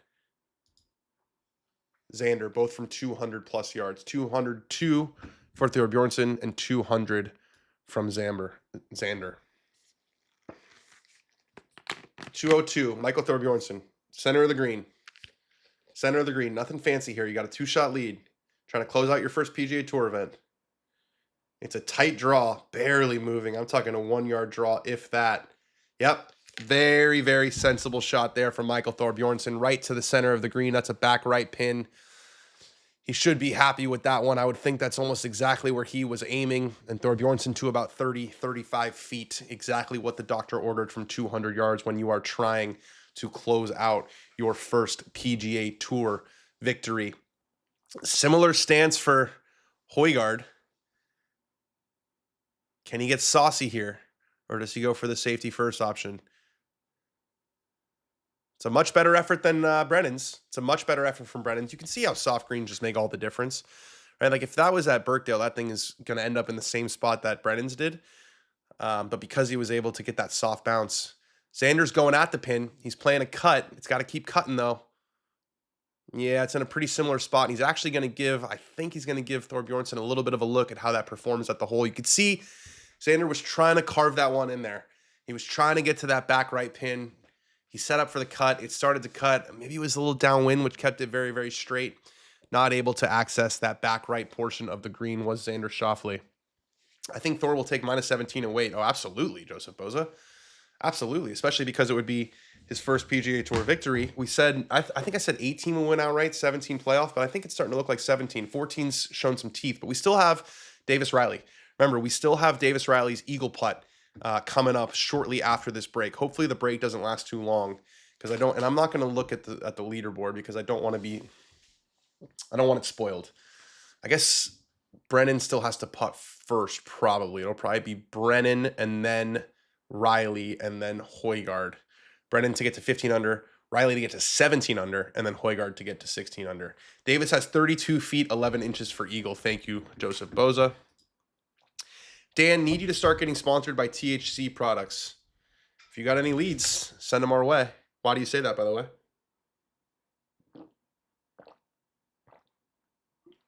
What makes you say that? Because I live in California? Is that why?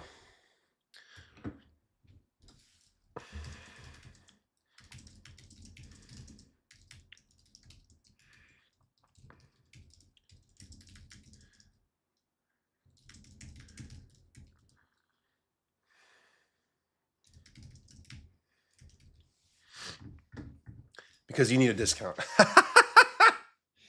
I'm not sure how that works. How would that work? I don't think you can just order those things online.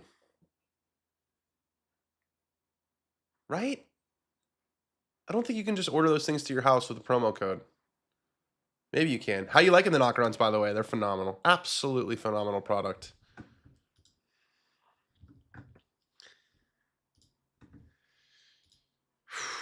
I want to see this Davis Riley putt. I want to see this Davis Riley putt. I don't want to see a Mercedes advertisement. I want to see this Davis Riley putt. Hey, Craig. Nice to see you, Craig.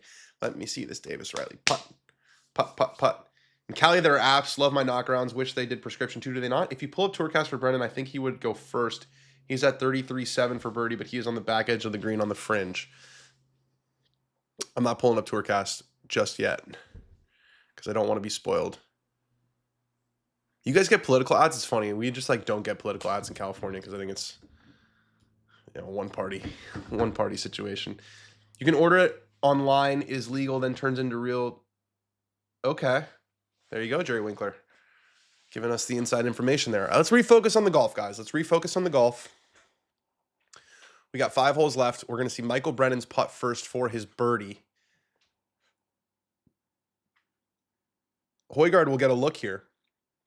This thing's going to roll right over Højgaard's mark. It's a good effort.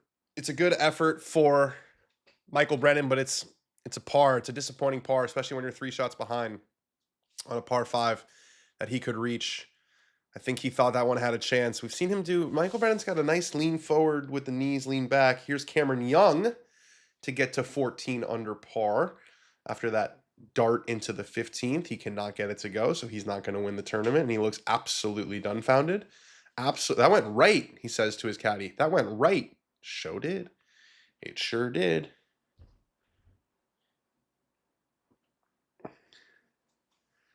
Cameron Young has got 6 pars in a row to start his back 9. Not what he was looking for while in contention.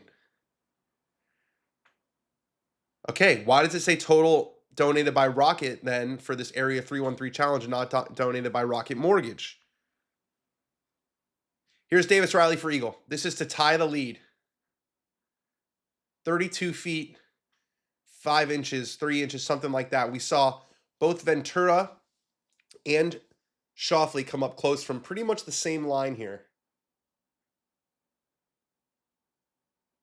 What is going on with everybody leaving it short? That's 6 feet short. Davis, my brother. Give her a chance. That is not even good for the birdie. He's still got about 6 feet left up the hill. Meanwhile, we've got Xander Schauffele. Can he hoop a 30-footer on 16 to put some pressure on the young man?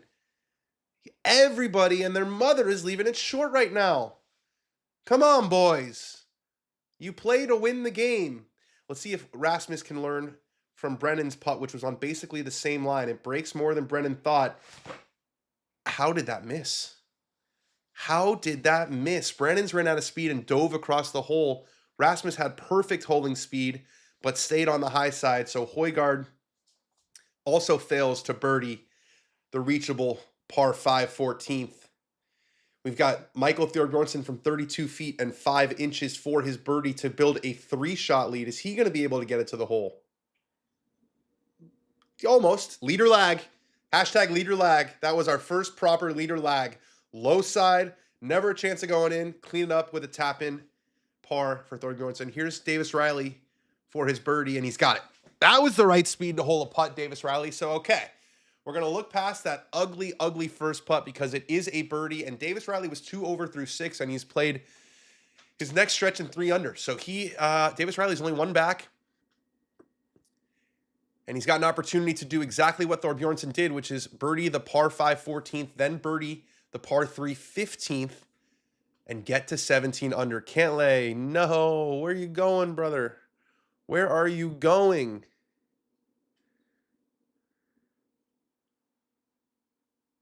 You're going well along of the green, so it's going to likely be a bogey, if not a double bogey, for Patrick Cantlay.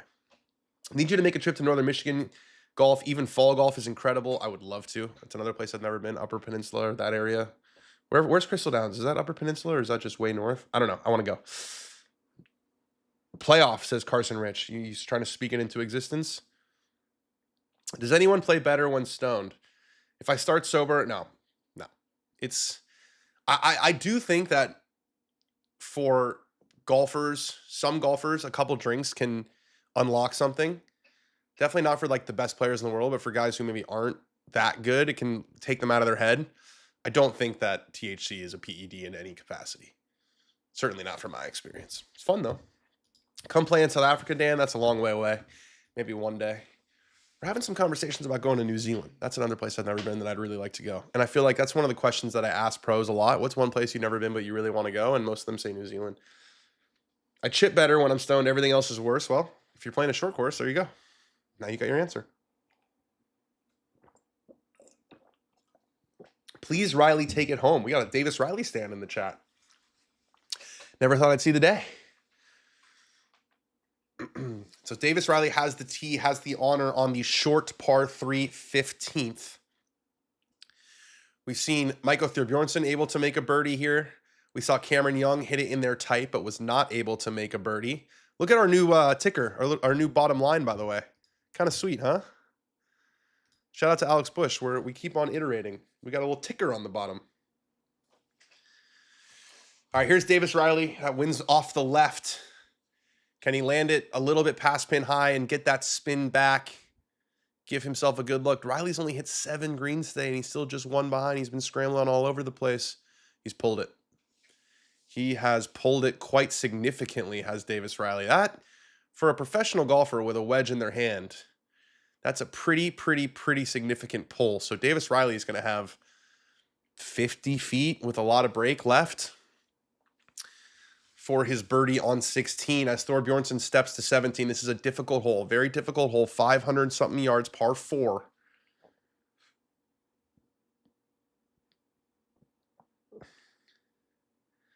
The only time I've seen Davis Riley other than today is Golf Digest. So you weren't watching 2024 when he won Colonial? It's interesting. Yeah, it's a tough hole. It's a long hole. It's a straight hole. It gets narrower as the fairway goes on. Let's see if Thorbjornsen can hit a good one. He's at 8 out of 12 fairways so far. He's playing a high draw. I think he's ripped it. He has ripped it indeed. 185 mile per hour ball speed. Big high draw for Michael Thorbjornsen. Those fairways are pillow soft. It's like landing on a Tempur-Pedic mattress, and it's right in the middle of the fairway for Thor. So he is playing a hell of a final round. Last week, we saw a 21-year-old shoot bogey-free 6 under to win the tournament.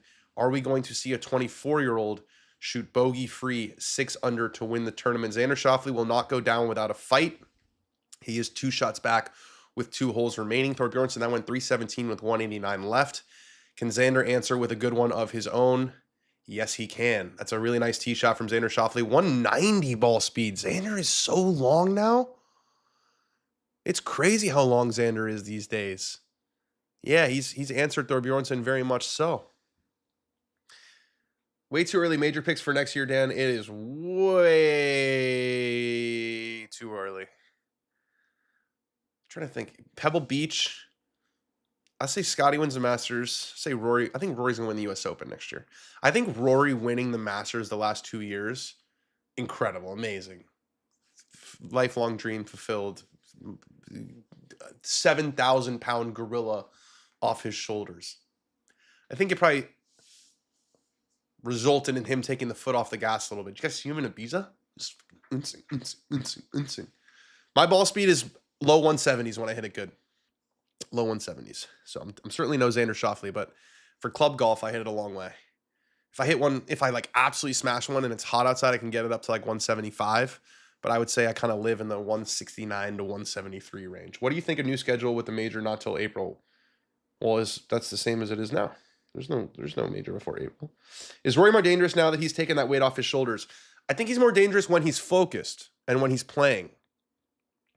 I think what I was saying before about him in the Masters is I think when you win the first major of the year and you're Rory and you know that your career is measured in majors, I think you take the foot off the gas a little bit. I think not that he's not trying his hardest when he gets to majors, but maybe he's not playing as much as he would, or maybe he's not, hitting the practice as hard as he would. And there's no rule that he has to do that, right? He's still won a major each of the past 2 years. That's incredible. Rory was stuck on 4 majors for 11 years, and now he's got 6. Like he'd take the trade. I'm not making a normative statement here. I'm making a descriptive statement here. I'm not saying Rory should try harder. That's his prerogative. He's earned that. But I do think that him winning the first major of the year probably takes away a little bit of urgency. But, I think Rory wants to win a bona fide U.S. Open. I know he won the U.S. Open 2011 Congressional. It was pillow soft, Tempur-Pedic pillow soft. Like the real ones too, not the like off-brand Walmart Tempur-Pedic. Spinning 5 irons back on par 3s. I think Rory, he's won at Pebble Beach before, and I think he wants to win a U.S. Open on an iconic golf course. Rory becoming the 4th man to ever defend the Masters after all that time is crazy. He needs to win a tough course setup to solidify his career. He's never won a major in the trenches. 24 was his shot. You're talking about Pinehurst. John Daly never practiced and has 4 majors. False, Carson. Yeah, just not true. I think he's got 2. Yeah, 2 majors. PGA and the Open. I know, Jerry, it's time. I don't have time to practice. That's what it is. Davis Riley with a lovely lag putt on 15. So he will stay at 16 under heading to the final 3-hole stretch. And Thorbjornsen's lead will stay at 1. So Riley Not able to take advantage of, you would say, the scoreable par 3 15th. But no crisis here, no disaster. He birdied the par 5. He followed it up with a par. So Davis Riley looking like the one who is most likely to push Michael Thorbjornsen and make it difficult. Is Nick Walker's Tampa win in U.S. sports news, or does anyone know who Nick is? I don't know. Not sure. Ben's back, praying for Thor. What is practice? Practice is like going to the range and working on things. Or going to the short game area. Or getting some tournament reps in competition. I'd love to play state am, state this, state that. I'm traveling all the time. I can't play on Sundays because I'm doing this with you guys. So it's just hard. But I'll do it. Eventually I'll do it. It's gonna happen. I feel it in my bones. I think I'm gonna make the mid-am, not the mid-am. I think I'm gonna make the 4-ball with Waxy. Matt Wallace, what a finish on 18. Look what it means to the guy. Yes, sir. For a guy who I feel like a big part of his story is the near misses, the not getting picked for the Ryder Cups, the emotional interviews after things don't go his way. It's nice to see him finish with a flourish. He eagled 14. He birdied 15. Birdied 18 with a super long putt. So that made him a bunch of money there.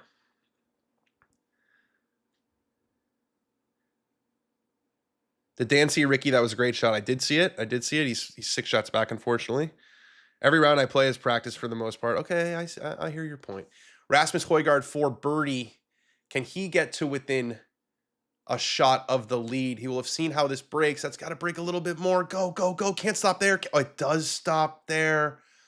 Rasmus. Ooh, Rasmus is angry. Angry Rasmus. Rasmus angry. Viking angry. That was right in the middle of the hole if it had another revolution. Unfortunately, that's like saying if my aunt had a you-know-what, she'd be my uncle. Just not the case. So he taps it in for his par, does Rasmus Højgaard. He'll be thinking, how did I not hit that just a little bit harder? Just a little bit harder. Watch along hack from our man Ben. One wired headphone in live TV on airplane, seat back. One AirPod in other ear, volume higher, watching watch along on phone. So you just have to be on an airplane. He is 125th. He should be angry. Nikolai is 30th. Nikolai's had the better year for sure.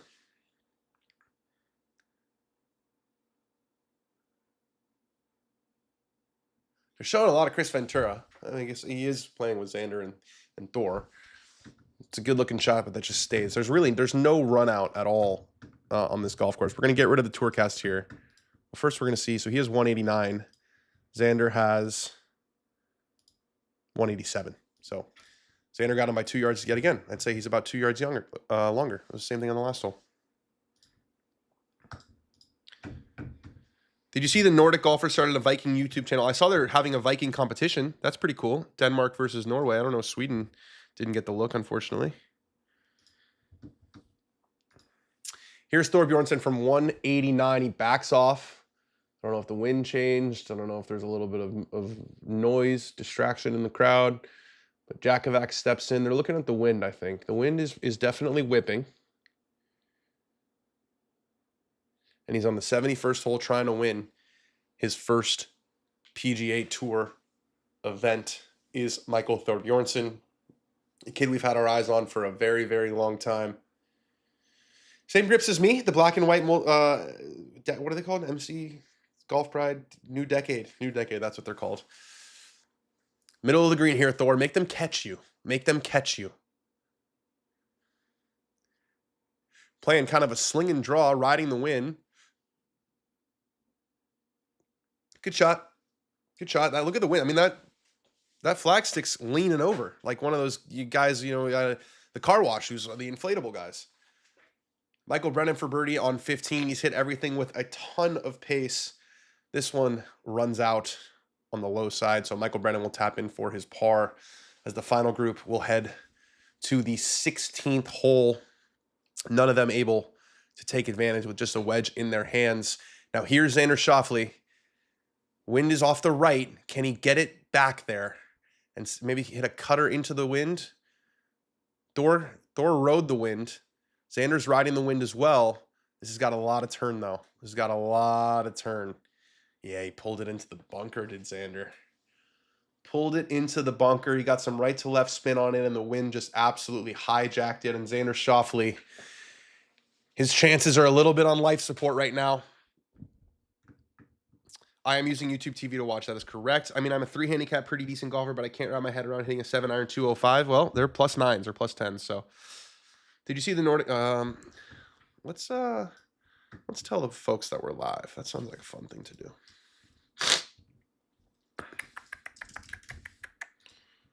Three holes left, guys. How we feeling? Drop us a like, drop us a subscribe, all that fun stuff. We're getting to the finish. 3 holes left, guys. How we feeling? Oh, drop no. us a like, drop Inception. us a...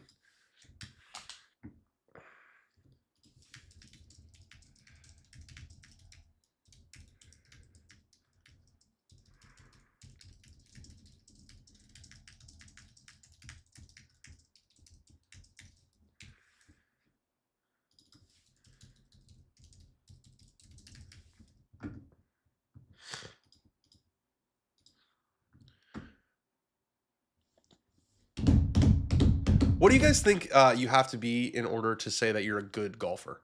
Because my coworker, boss, whatever you want to call him, Chad Mum, he posted, and he was being serious, that you have to be a +2 in order to say that you're a good golfer.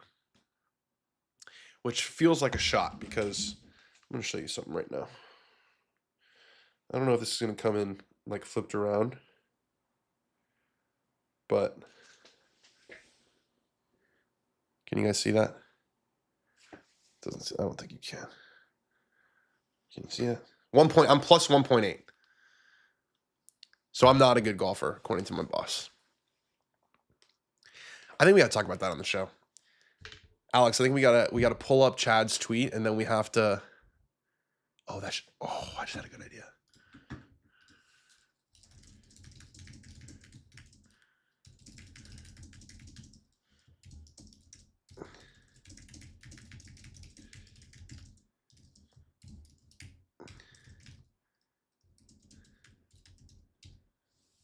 Consistently shooting in the 70s. I agree. I feel like breaking 90 is considered... No, breaking 90 is decent. I think 80. Great. Depends on if you're accounting for the majority of the public playing. You can define it however you want. I'm asking you a question, and I was told as a very young man that you don't answer a question with a question. So me saying, what defines a good golfer? And you saying, well, what do you count? I'm asking you, what defines a good golfer? I'm a 1.8, but I'm 50. Maybe +2 in your 20s. Okay, so we're bringing age into this. Interesting. Xander came out of his pitch mark on 17. Oh, it's a great bunker shot. It's a great bunker shot from Xander Schauffele. It rolls out to about 3.5 feet past the hole. You'd think a player of his caliber is going to make that, but he's 2 shots behind, and Bjornsson's in a very good position to 2-putt for par. As Ricky's stroke is looking a little feeble. Is that the right word? Feeble? I would say a European 2 handicap. Yeah, it is really something, the difference, man. The courses just aren't rated hard enough. Or I shouldn't say that. Maybe the courses in the U.S. are rated too easy. Here is Davis Riley on 16. We saw both Bjornsson and Xander go with irons off the tee. Davis Riley hits a 3-wood, so still less than driver, but he finds the very middle of the fairway. So Davis Riley's going to have a good opportunity to hit one in there. Remember, it's that back right pin that's kind of nasty that neither Xander nor Bjornsson was able to get close to. If age is a factor, then when Jack and Arnold got older and their scores went up, are we just saying that they got worse or just got old? I think we can say that Jack Nicklaus is good at golf. Yeah. Kirk is going to be top 5. Is he making a run in the back? We haven't seen him in a while. Ben's Law, good is relative to who you're talking to who else you know that's better than you are, to how much weight you put on professionals as the standard. Let's talk about it on the show tomorrow.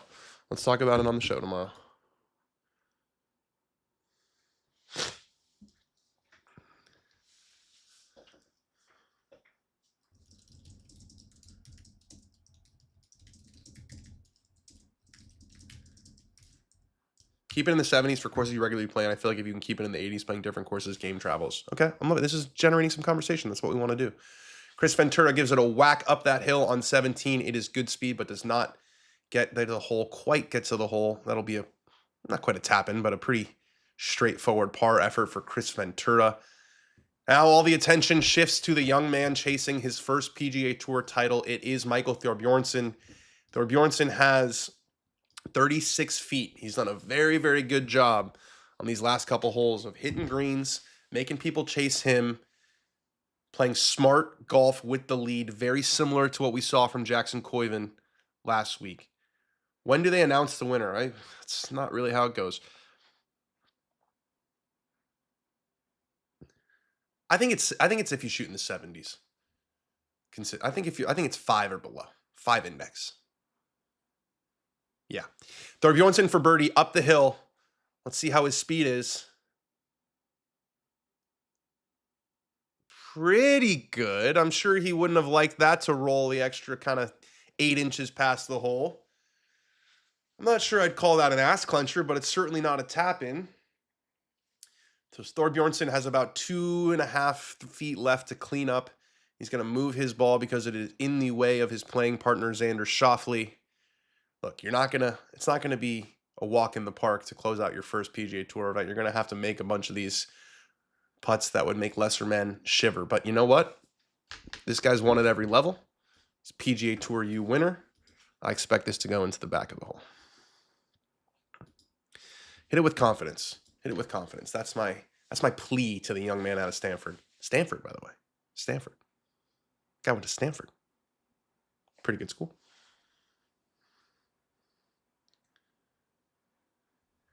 All right, here's Xander for his par putt. Obviously, if he's going to have any chance, this has to go in. He's going to look at it from the low side. 4 feet, 11 inches. Pulling for Thor. Come on now. I said Thor he was my pick. I said Thor when everyone was tied, when it was a log jam. I said that Thor was going to win the tournament. Feels like the youth movement is alive.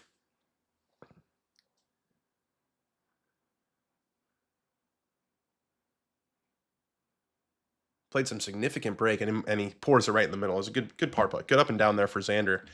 So Thor's does have a little bit of break. You know, that Xander put that, I would say, outside the hole, probably a ball outside the hole. So I'm not sure that Thor can just hit this right in the middle and bang it. I think he's going to have to play it right center.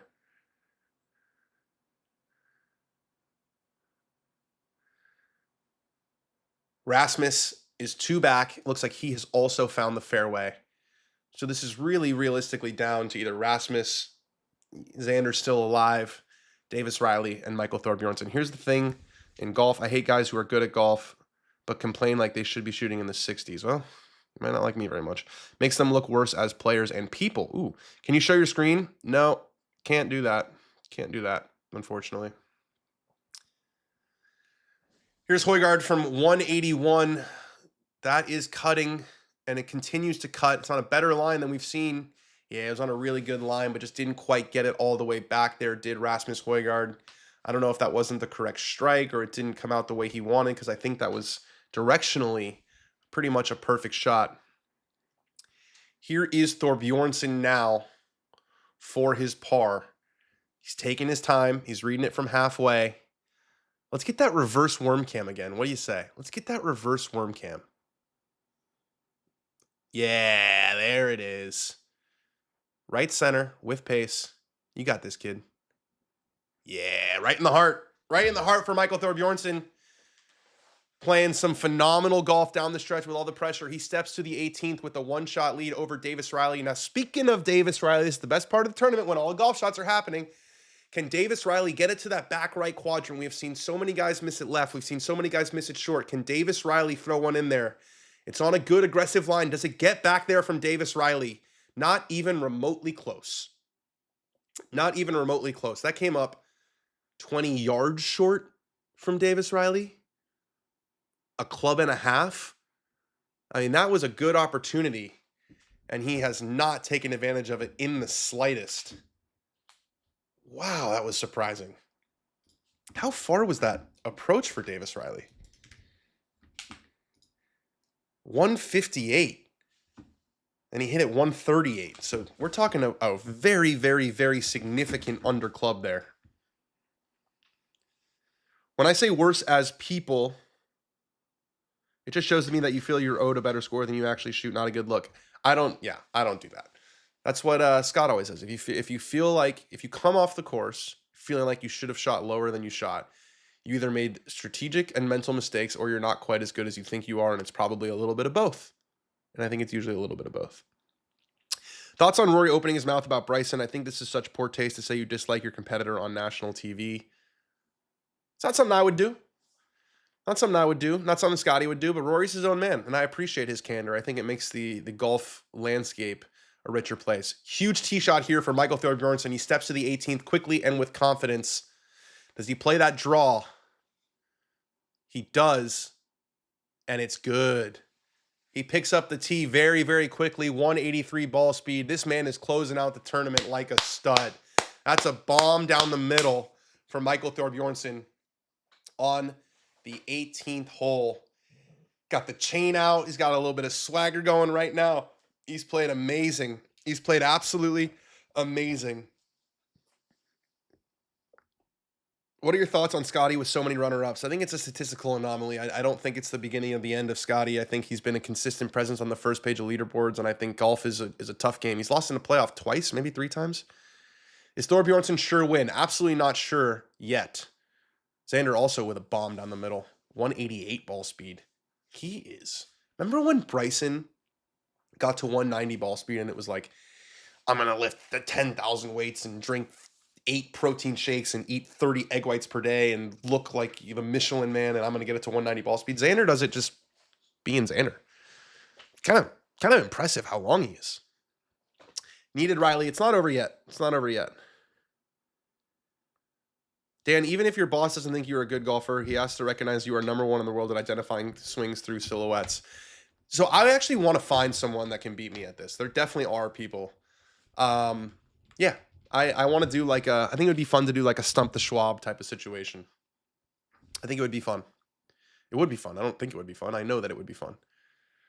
Seen a lot of golf from Chris Ventura here. Like a lot. I feel like the only tournament that Ventura was half decent in is... Didn't he play with Raytan in the team competition, the Zurich that the Fitzpatrick boys won? Way left for Ventura. He's all over the place. He's limping to the finish. My takeaways, great question. Dan, what are your takeaways from doing a solo watch-along without Ben with threesomes? My takeaway is I have to pee. Here's Michael Brennan from the way, way, way right. I think he whacked driver up there, and he's way long over the green, short-sided, no bueno. Feel like they've showed him more than the other in his group. They've showed him a lot. Yeah, the Schwab. You guys know the Schwab died. Ethan, you can 100% beat me at this, you think? At silhouettes? Did you go 25 out of 25 on that thing, if we're being honest? Because if you actually feel like you can beat me, Alex might get in touch with you, and we'll set this up. Is Riley in 3-putt range? Yes, he is. He's got 55 feet way up the hill. Let's take a look. Let's take a look at what Mr. Davis Riley has. So it's up, and it's not as bad as I thought. It's up and then down and then kind of back up again. And it's breaking left in the beginning and right. Yeah, it's a tough putt. It's certainly not a putt you're thinking about making for Davis Riley on the 16th hole. I think that group's a little behind, if I'm not mistaken. Got to wear a diaper for the solo streams. Either a diaper or a catheter. Catheter sounds painful. Never had a catheter. Never had surgery. Been very lucky. Because I put my body on the line a lot in my life. Michael Kim for a bogey to finish. Michael Kim, not 100% guaranteed. 59th, he's probably good. He gets that to go. So Michael Kim drops to a tie for 10th at 12 under par. Let's take a little update. Let's look at the old PGA and see where. So Koiven is 70th, projected 70th. So that's going to be a big storyline going into next week. Oh, that's why. No, it's not that they're behind. There's a group in between. It's the Fowler Cam Young group that have fallen out of contention. So that's why there's a gap between what we're looking at. And Michael Brennan taking a drop here, icing his boy Davis Riley just a little bit. No one was getting Doug Gim. So here's what I'm going to say. I think I would have gotten Doug Gim from the right angle. If you look at the video, it's the only one that's not straight down the line. There's a little bit of a conspiracy here. A little bit of a conspiracy. Have you seen Rory McIlroy do the silhouette challenge? I have. I don't think it was nearly as difficult as the one that we were able to pull off. That's just my 2 cents. But they also, listen, you can only beat who's in front of you, right? You can only get the answers right that are in front of you. Michael Thorbjornsen won the drive, chip, and putt in 2016. So he'd be the second drive, chip, and putt graduate or winner or whatever you call it to play in the Masters, right? Because didn't Akshay do that? I'm pretty sure Akshay did that. Thorbjornsen has played every major except for the Open, except for the Masters, I should say. Best finish T40 at the Open Championship this year at Royal Birkdale. Brennan will play first, and then after this, we get the putts that we're waiting to see from Davis Riley. That was a good one from Michael Brennan. Rolls out to about 8 feet. So he'll have a good opportunity to save his par. Handled that really well from long of the green.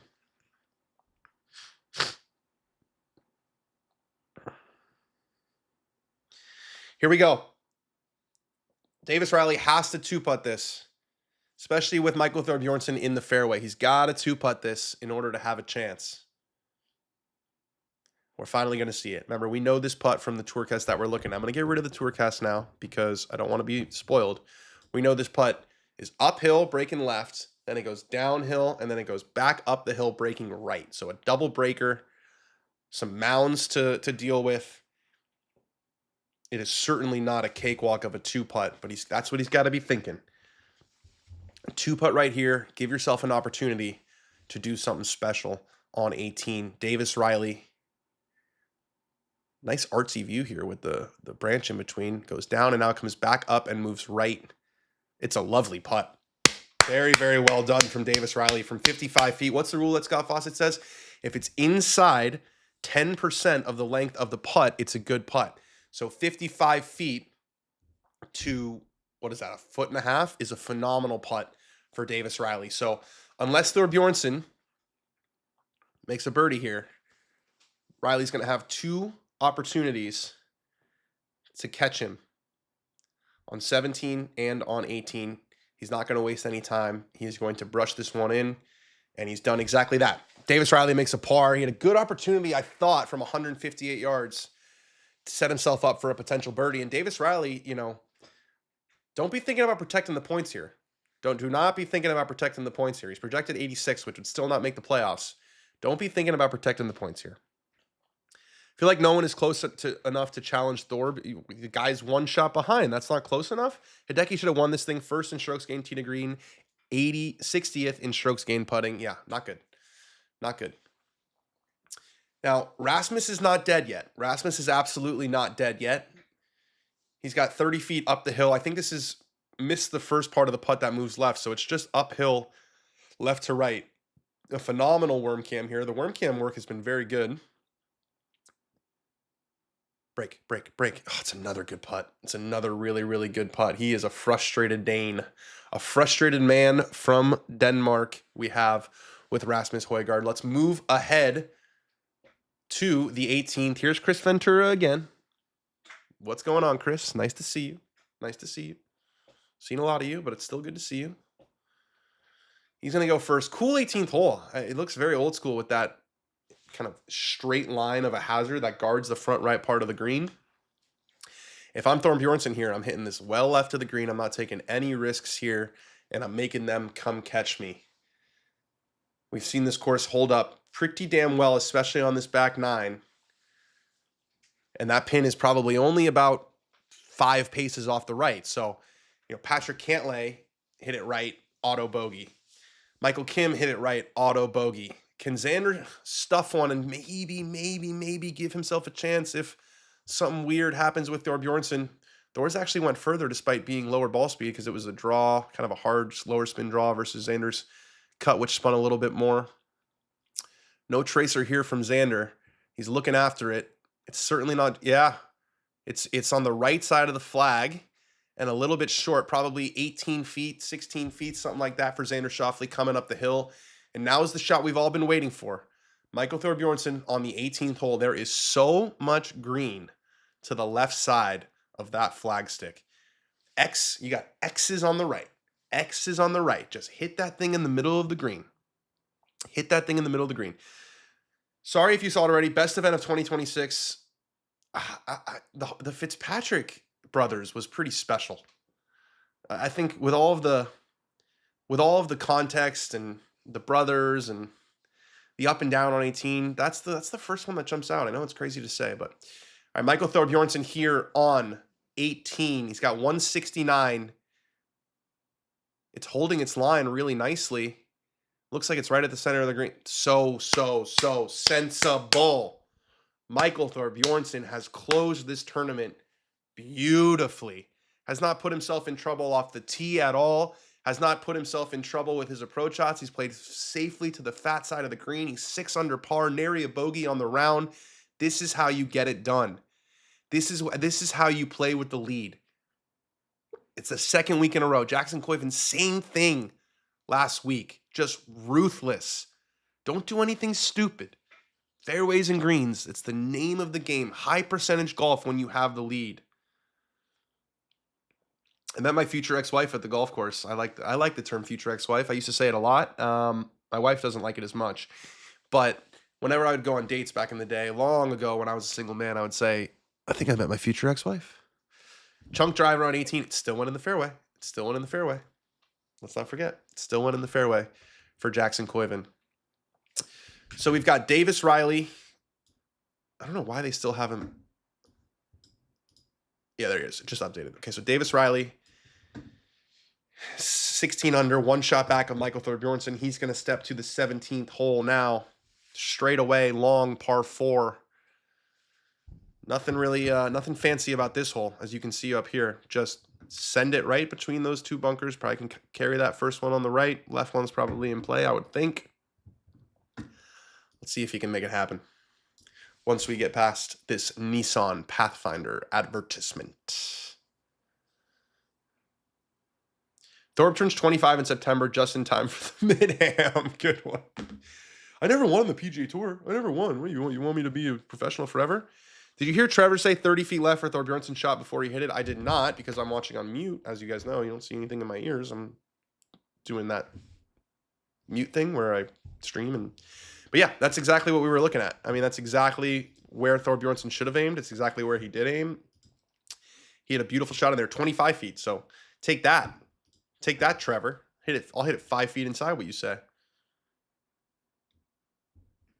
No, Ben Sutton, because you're accusing them of faking it. First of all, if they want to fake it, that's totally fine. It's an entertainment product. By not saying this a moment ago. But I said the exact same thing. Hit it right to the middle of the green and don't worry about the rest of it. Golf is back. Here's Davis Riley's tee shot on 17. Birdie this hole yesterday. What he would give for one right now. That's turning left. That's turning left. Is that going at that bunker? No, I think it's in the bunker.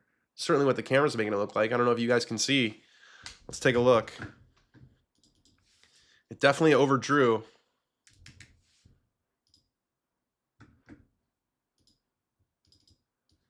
Carried the bunker. Carried the bunker. Where's the pin? Back middle. That's not the worst place. Rasmus, pretty much the exact same shot. Rasmus 191 ball speed. 190 is the new 180. It really is. Yeah, they've got a flag in there. So I think both those guys are okay. Any tips for Utah Championship? I'd love to see Blades Brown get it done. Let's see where Blades Brown's at now. They probably just started, those guys. Corn Ferry Tour. Yeah, they've played 2 holes. Blades is 1 back. It's going to be a shootout. Going to be a shootout in Utah. I'm going to watch that for sure. I want to see Blades get the victory. He's been in, Blades has been in contention so many times, and he's not really played that well on Sundays coming down the stretch. Dan, thoughts on this course? I personally think it could host a more elevated event. It looks like the fans are out there, which is an important part of it. Yeah, the course looks sweet. I don't know if it's possible to get these courses a little bit firmer in the heat of summer in the Midwest. There's just so much moisture in the air, but it certainly seems like a great renovation. Seems like they did a really good job. Tyler McRae. Shout out. Ventura with a Flopodopoulos long. That's got to sit. That's got to sit. That's got to sit. It does. Okay, so we'll have Thor putt first, and then it will be Xander, and then it will be Chris Ventura, who we have seen every shot of. Every shot. Cam Young's sneaky looking at another top 5 finish. He's got it to 13 under par. You really couldn't place this in a better spot for Thor Bjornsson.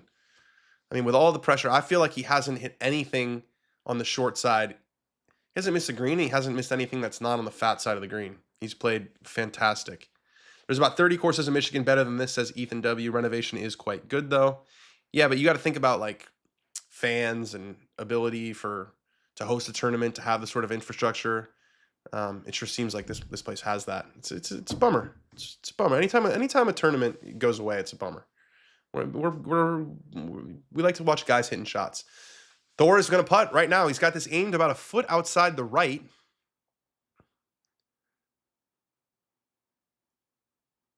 It's on a great line. It goes in! Michael Thor Bjornsson, how about that for closing it out? A 63 on Sunday for Michael Thor Bjornsson, including a 25-footer at the last, and that's probably going to do it. That is probably going to do it. Michael Thor Bjornsson, rumors of the death of the young players on the PGA Tour are greatly exaggerated. Last week, we had 21-year-old Jackson Koiven. He shot 65 and didn't make a bogey in the final round to beat Scotty Scheffler. Today, we see Michael Thor Bjornsson from Stanford, PGA Tour winner, play perfectly almost on the back 9 and makes a 25-footer on 18 to post 18 under par. What a performance. We were calling on that. We said, where are you guys between 21 and 25? They said, we're on our way. We're on our way. Jackson Koiven last week. Michael Thor Bjornsson this week. The future is here. Oh, I love it. I love it. And Michael Thor Bjornsson will become the second drive, chip, and putt winner, graduate, whatever they're called, to play in the Masters tournament, assuming Davis Riley doesn't do something really crazy on the next 2 holes. What a finish for Michael Thor Bjornsson. You cannot finish it any better than that. You cannot finish it any better than that. And of course, Xander gets it to go. Xander posts 16 under, so a 65 from Xander, a 63 from Michael Thor Bjornsson. Look, last week we had Koiven beating Scheffler. This week we have Thor Bjornsson beating Schauffele. It's just good stuff. It's just really good stuff. Why don't we smash a like? Why don't we smash subscribe?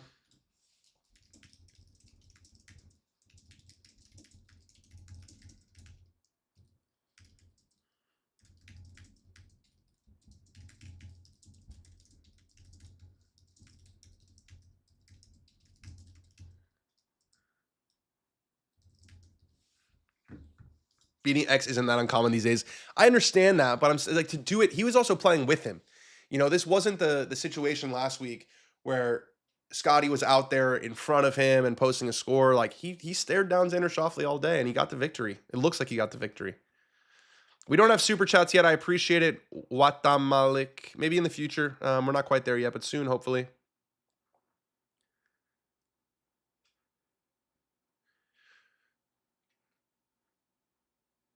Chris Ventura, what's up, buddy? Nice to see you again. Hey, Chris. Nice putt. How big is that hole? Is that a regulation size hole on 18? So Chris Ventura cleans up a 68. It's a tie for 5th as of right now for Chris Ventura, and Michael Thor Bjornsson closed that. Wow, what a finish, man. What a finish. How well did this kid play down the stretch? It was almost a carbon copy of last week, wasn't it?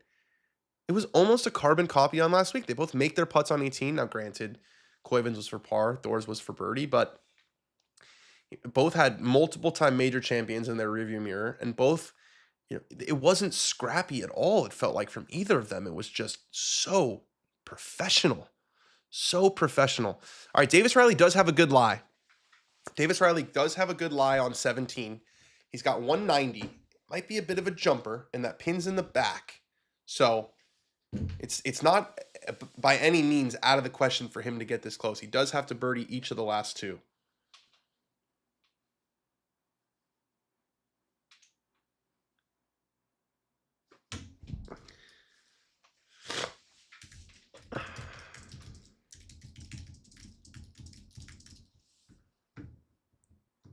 Here's Riley. Now needs a birdie finish to force a playoff. Yeah, I hope you guys listened to me with Thor. I said Thor was going to win. Learn ball. We're a bunch of ball knowers here, aren't we? Riley's got this turn in a little bit left, a lot left. It's too far left, I think. Yeah, in the bunker. He could potentially hold that, I suppose, but Poly market, 99%. Michael Thorbjornsen. Let's finish strong, Rick. 15th is not going to do what he needs it to do.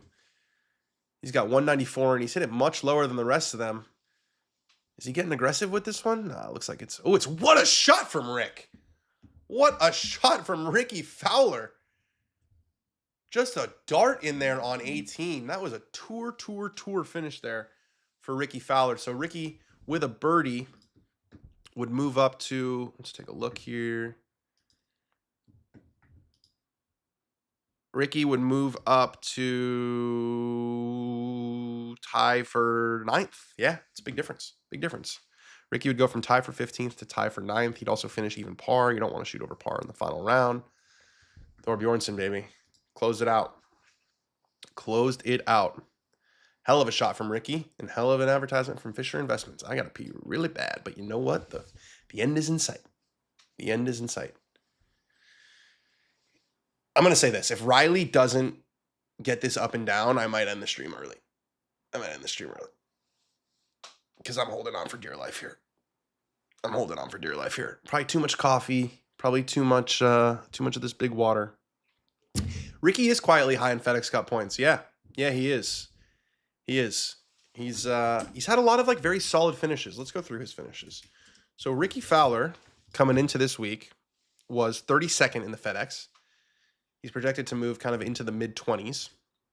He has 4 top 10s this year, 9 top 25s. That's going to be probably 5 top 10s and 10 top 25s and 19 starts. So Ricky went T8 at the RBC Heritage signature event. Oh, he ate in some ciggies. That's what it was. T8 at the RBC Heritage, 555K. T9 at the Cadillac Championship, 500K. T2 at the Truist Championship, 1.76K. Yeah, so Ricky's made $4.5 million this year. I cannot understand how Brendan has so much wild misses with that pure ass swing. It is especially because when he does hit it good, it's like on a rope, on an actual rope. Stop it with these guys. I appreciate you guys joining. This is an awesome community that we're building here, and I feel it. This is probably my favorite thing that we do is hang out together on Sundays. And look, I'd be watching the golf anyway, so might as well watch it with you guys. So let's see if Davis Riley can get this up and down. I'm taking Thorbjornsen over Koiven. That's a spicy take. It's a spicy take. It's just good to have some of the young guys, come up. Especially after we saw a bunch of guys in their 30s win major championships. It's really good to see. Winning on the PGA Tour builds a lot of confidence, builds a lot of momentum. All right, here's Riley's bunker shot on 17. It's well short. He's got about 16 feet left for his par. And if he's not able to take that, I am going to have a glorious piss. It's over. Riley would have to make this putt and then hole out on 18. Oh my God, I have to go bathroom so bad. Can we say congrats, Thor? We can say congrats, Thor. Yeah, I would feel comfortable saying congrats, Thor. I would. I want to see this finish from Davis Riley. Thor and his hammer. There you go. Here's Michael Brennan. He is hitting it all over the place, isn't he? It's been a little bit of an odyssey, this young man. Is that going to be inside? No, I think that takes a ridge long. That's going to be outside of Davis Riley. So Dan's piss is delayed further.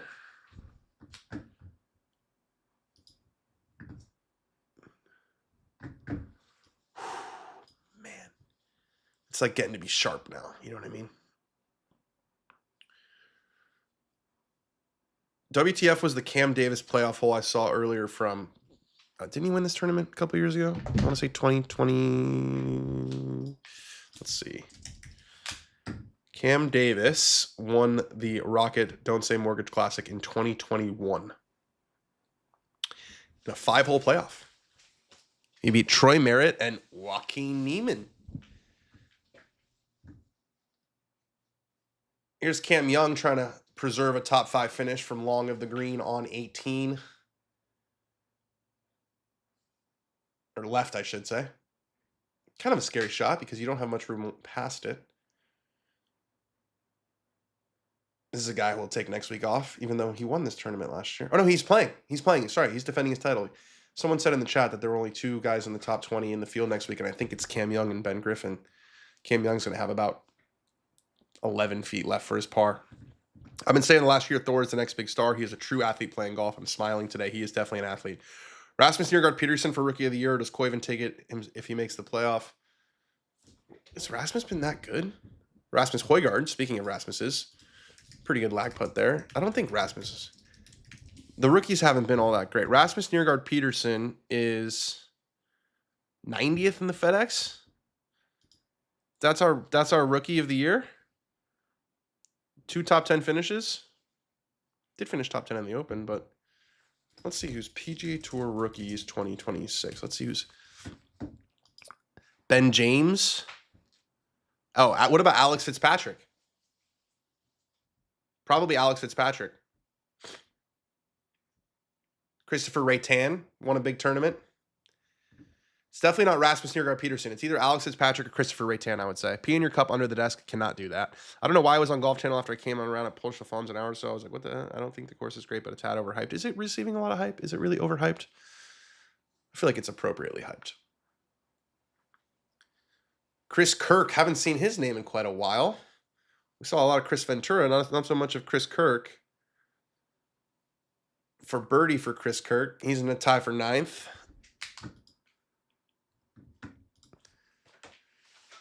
You guys see me getting moving like this? I'm a little uncomfortable right now. All right, it's a good putt for Chris Kirk. Now let's see. Let's get back to that Michael Brennan putt. What do you say? Oh, here's Davis Riley. Here it is. This could be it, guys. This could be it. If this doesn't go in, I'm signing off because I have to go to the bathroom really bad. Davis Riley, his par effort on 17, he left it short. That's going to do it for us, guys. What a fun watch along. Rocket Don't Say Mortgage Classic. The last one goes out with a bang. Michael Thorbjornsson. I love you guys all very much. This is very fun. Please drop us a like. Drop us a subscribe if you haven't. We'll see you tomorrow.